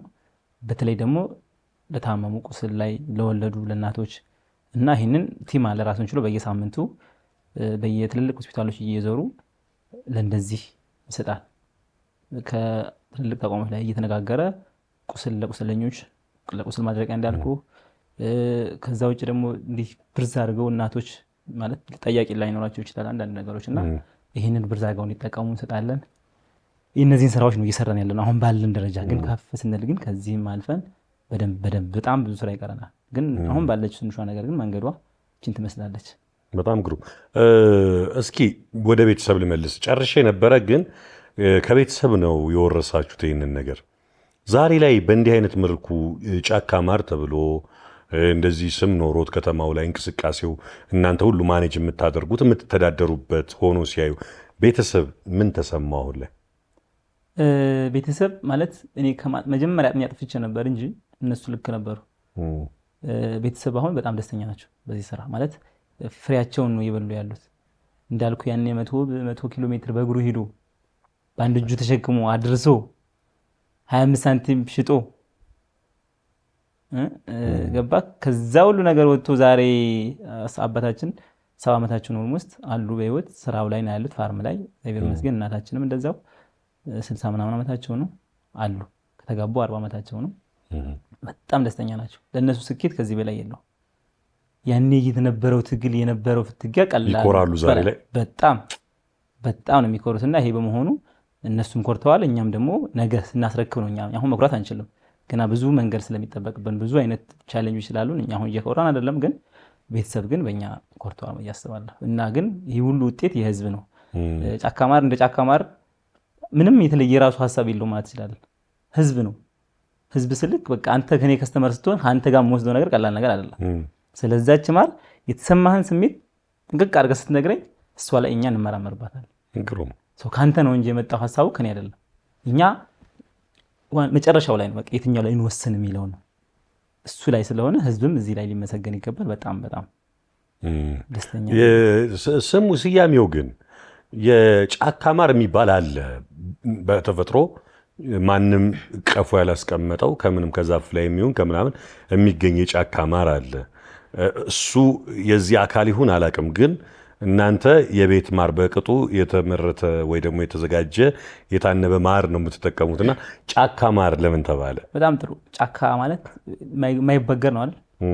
እንግዲህ ይህ ሁለት ክፍለ ዘመናትን የመጣ በለው ማለት ከቅማት ስታመጣው አሁን ግን ግማሽ ላይ ደርሰናል። አንድ ቢሆን እንኳን ይህን ያክል መንገድ ሲመጣ አልተበገረም። ሲጀመር በመሰረቱ ከጫካ እንደሚመጣ ይታወቃል። ማር ከጫካ ነው የሚመጣው። ይህን ስም ግን የያዝነው ግን በጋራነት እንደምንሰራ ታምኖበት ነው። ምንም አይነት የሚፈታን የሚለየን ነገር አይኖርም። ምንም አይነት ነገር ሊመጣ ይችላል። በማር ዙሪያ ላይ አሁን የያዝነው ትስስር አለ። ቀላል መረብ አይደለም። ያን ልትመጣ ጫካ ማር ለመገንባት ትልቅ መረብ አለ። ደላላው በለው ነጋዴው በለው ይህን ሁሉ መረብ በጣጥሰን ነው የመጣነው። ያን መረብ በጥሰን መተን ኦዲየንስ ላይ ደርሰናል።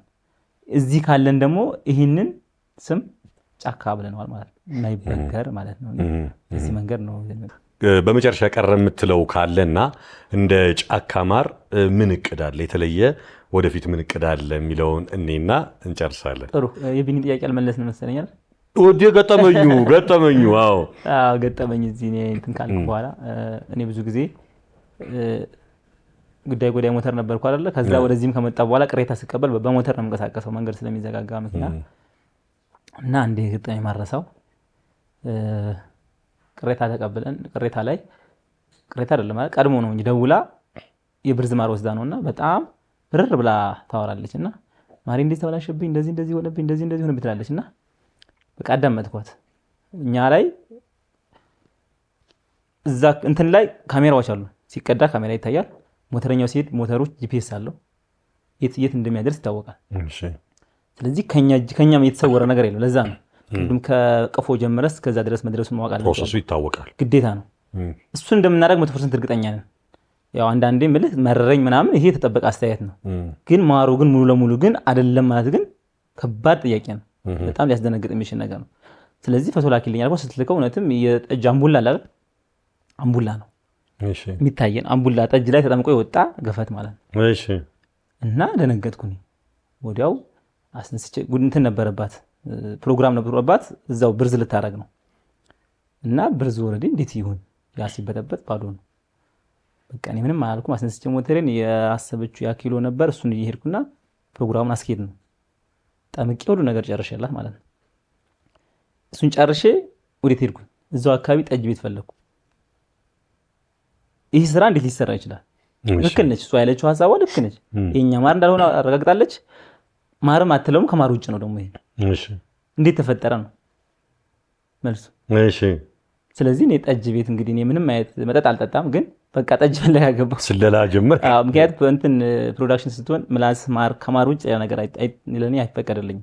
እሺ ምላስ ያ ነገር ትኩስ ነገር እንኳን አሁን ወተት አልጠጣም፣ ሻይ ብቻ ነው የምጠጣው እንጂ ከዛ ውጭ ቡና ምናምን ይቀይራል። የአንድ ማር አፍቃሪ መሆን አልችልም። እኔ የሆነ ማር ወደዋለሁ ብሎ ማር አይኖርም። የኔ ስራ ድርሻ ሌላ ሰው እስኪቀየር ድረስ መቅመስና መቅመስ ማጣጣም ነው እንጂ ይሄ ብዬ ማደላት አልችልም። ስለዚህ ጠጅም ምንም በለው እኔ አይፈቀድም ለኔና፣ ግን ፈለግኩኝ ለሚጠጣ ሰው ማለት ነው። እሺ ከዛ እዛ ጋር ጠጅን አዘዝኩኝ። ቁጭ አድርጌ ጠራሁትና እንትን ፈልጌ ነበር በእናትህ ከዚህ ከጠጅ አምቡላ ፈልጌ ነበር እስቲ ይኖራል አልኩት። አለ። እሺ እስቲ አምጣልኝ እናት ፈልጌ ነበር ዝም ብዬ። እሺ ብሎ አመጣልኝ። ይገርምሃል ምንድነው ግን ትናንትም እኮ አንዲት ልጅ መጣ ወሰደች አለኝ። እግዚአብሔር ይስጠኝ እሱን አልፈልግም ሌላ ምን እፈልጋለሁ? አገኘሁት መልሱን እዛው ሰጠኝ። እሱንዬ ያንን የከፈልኩትን ከፍዬ ሳልጠጣ እየወጣውና ሴትዮዋ ጋር ሄድኩ። ምንም ማለት በቃ እሷንና እሱን ነው ማገናኘት የፈለግኩት። ማን ይምጣ ማን ያድርሰው ማን እንደገዛ እሱ ይንገራት ብዬ ነው። እሷን እያት ሄድኩና ያንን እሱ ያሳየችኝን የኔውን አንድ ላይ ወስደን ለሱ አገናኝቻቸው ወደ ቤት። ያኔ ከዛ በፊት ተስፋ የቆረጥኩበት በጣም እሷ የተናገረች ይለት ተስፋ የቆረጥኩበት መልሱ ግን ምን ሆኖ ተገኘ? ልነግርህ መልሱ። እሺ እሷ ስትለኝ ሰውን በጣም አምነኸው ማለት አምነህ እየሰራህለት በዛ ልክ ሲናገር ተስፋ ትቆርጣለህ። እውነት ከባድ ነው። እንዴት ትላለህ? እሷም የተናገረችው ትክክል ነች። እሷም የቆረጥኩት አንዴ ነው። ግን ከዛ በኋላ እኔ እሷን አገናኘዋትና እንግዲህ ከሌ ነው ማለት አልችልም። አገናኝታችሁ ሁለቱ እንዲያወሩ አደረኩኝ። እኔ ስራዬን ጨረስኩ እዛ ላይ።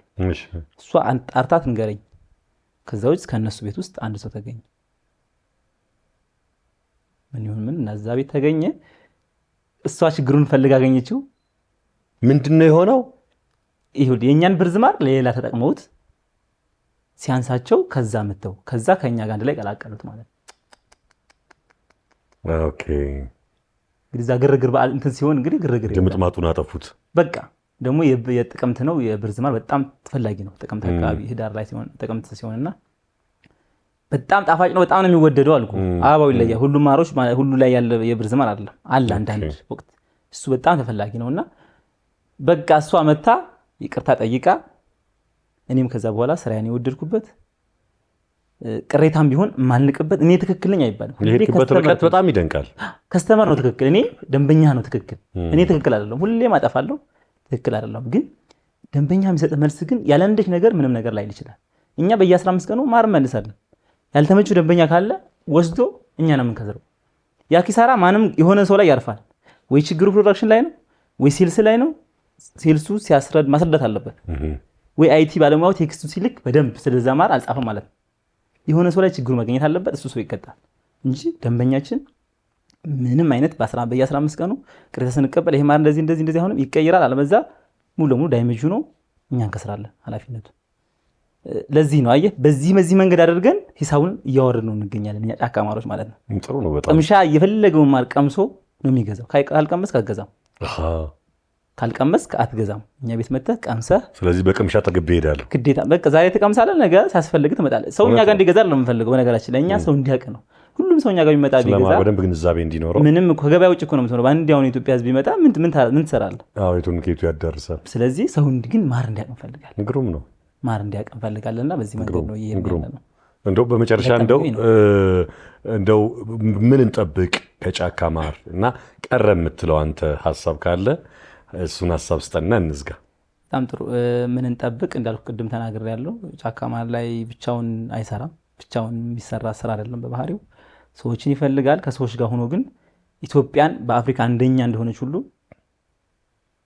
ማር ላይ ማለት ኤክስፖርት በማድረግ ደረጃ በጣም መውጣት አለብን። አልሰራንም። ይህንን ደግሞ ጫካ ማር ማሳየት ይፈልጋል። ስለዚህ ለዚህ ደግሞ ሰዎች ላይ አንድ ላይ በጋራ በመስራት ነገ ምናልባት የውጭ ምንዛሬውን ትልቁን ጫካ ማር የሰራው አስተዋጽኦ እዛ ላይ የሚታይበት አብረን የምናየው ይሆናልና እኛ ይሄ ነው ማለት ሳይሆን እኛ የሀገር ውስጡን በደንብ አዳርሰን ከዛ የኤክስፖርቱን ደግሞ አሁን የያዝነው መንገድ በደንብ አስቀጥለን በአፍሪካ ደረጃ ታዋቂ ስም ብቻ ነው እንጂ ያለን ማሩ የለንምና አምራች ፈጥረን በደንብ ስማችን መጠበቅ እንፈልጋለን። እዚህ ላይ እንገኛለን። ምናልባት ፈጣሪ ከፈቀደ እንግዲህ አብረን በጋራ ምናየው ይሆናል። በጣም መልካም። እንግዲህ ለሰጠህን ጊዜ ከልብ እናመሰግናለን። የእውነት ትልቅ ቁም ነገር ነው የተጨዋወት ነው። እንደ ቢዝነስ ሳይሆን ሐሳብን እውቀትን ሼር ከማድረግ አንጻር ነው። ብዙ ሊወሩ ብዙ ሊባሉ የሚችሉ ሐሳቦች እንዳሉ ይገባኛል። ካለን ሰዓት አንጻር ላዩን ውስጡን ሳንገባ ላዩን ያወራ ነው። ግን በቀጣይ ጫካ ማር የሚደርስበትን እያየን ደግሞ እንዲሁ ሰዓት ሰጥተን የምንወያይበት ጊዜ እንደሚመጣ ተስፋ አድርጋለሁ። የእናንተም ሐሳብና እቅድ ምኞት እንዲሳካ አባይ ቴሌቪዥን ወይም ሄሎ አባይ ፕሮግራም ምኞቱን መግለጽ ይወዳል። በድጋሚ እንግዳችን ስለሆንክ አቶ መንግስቱ የኋላን ከልብ ላመሰግን እወዳለሁኝ። አድማጭ ተመልካቾቻችን እንግዲህ ከአቶ መንግስቱ የኋላ ከጫካ ማር ማኔጀር ጋር ያደረግነው ቆይታ ይሄንን ይመስል ነበረ። እርባና ያለው መልእክት እንዳገኛችሁ በጭውውታችን ብዙ ቁም ነገር እንደሸመታችሁ ተስፋ አደርጋለሁ። በቀጣይ ሳምንት ደግሞ ከሌላ እንግዳ ጋር እንገናኛለን። እስከዛው ግን በያላችሁበት ሰላም ሁኑ። ሄሎ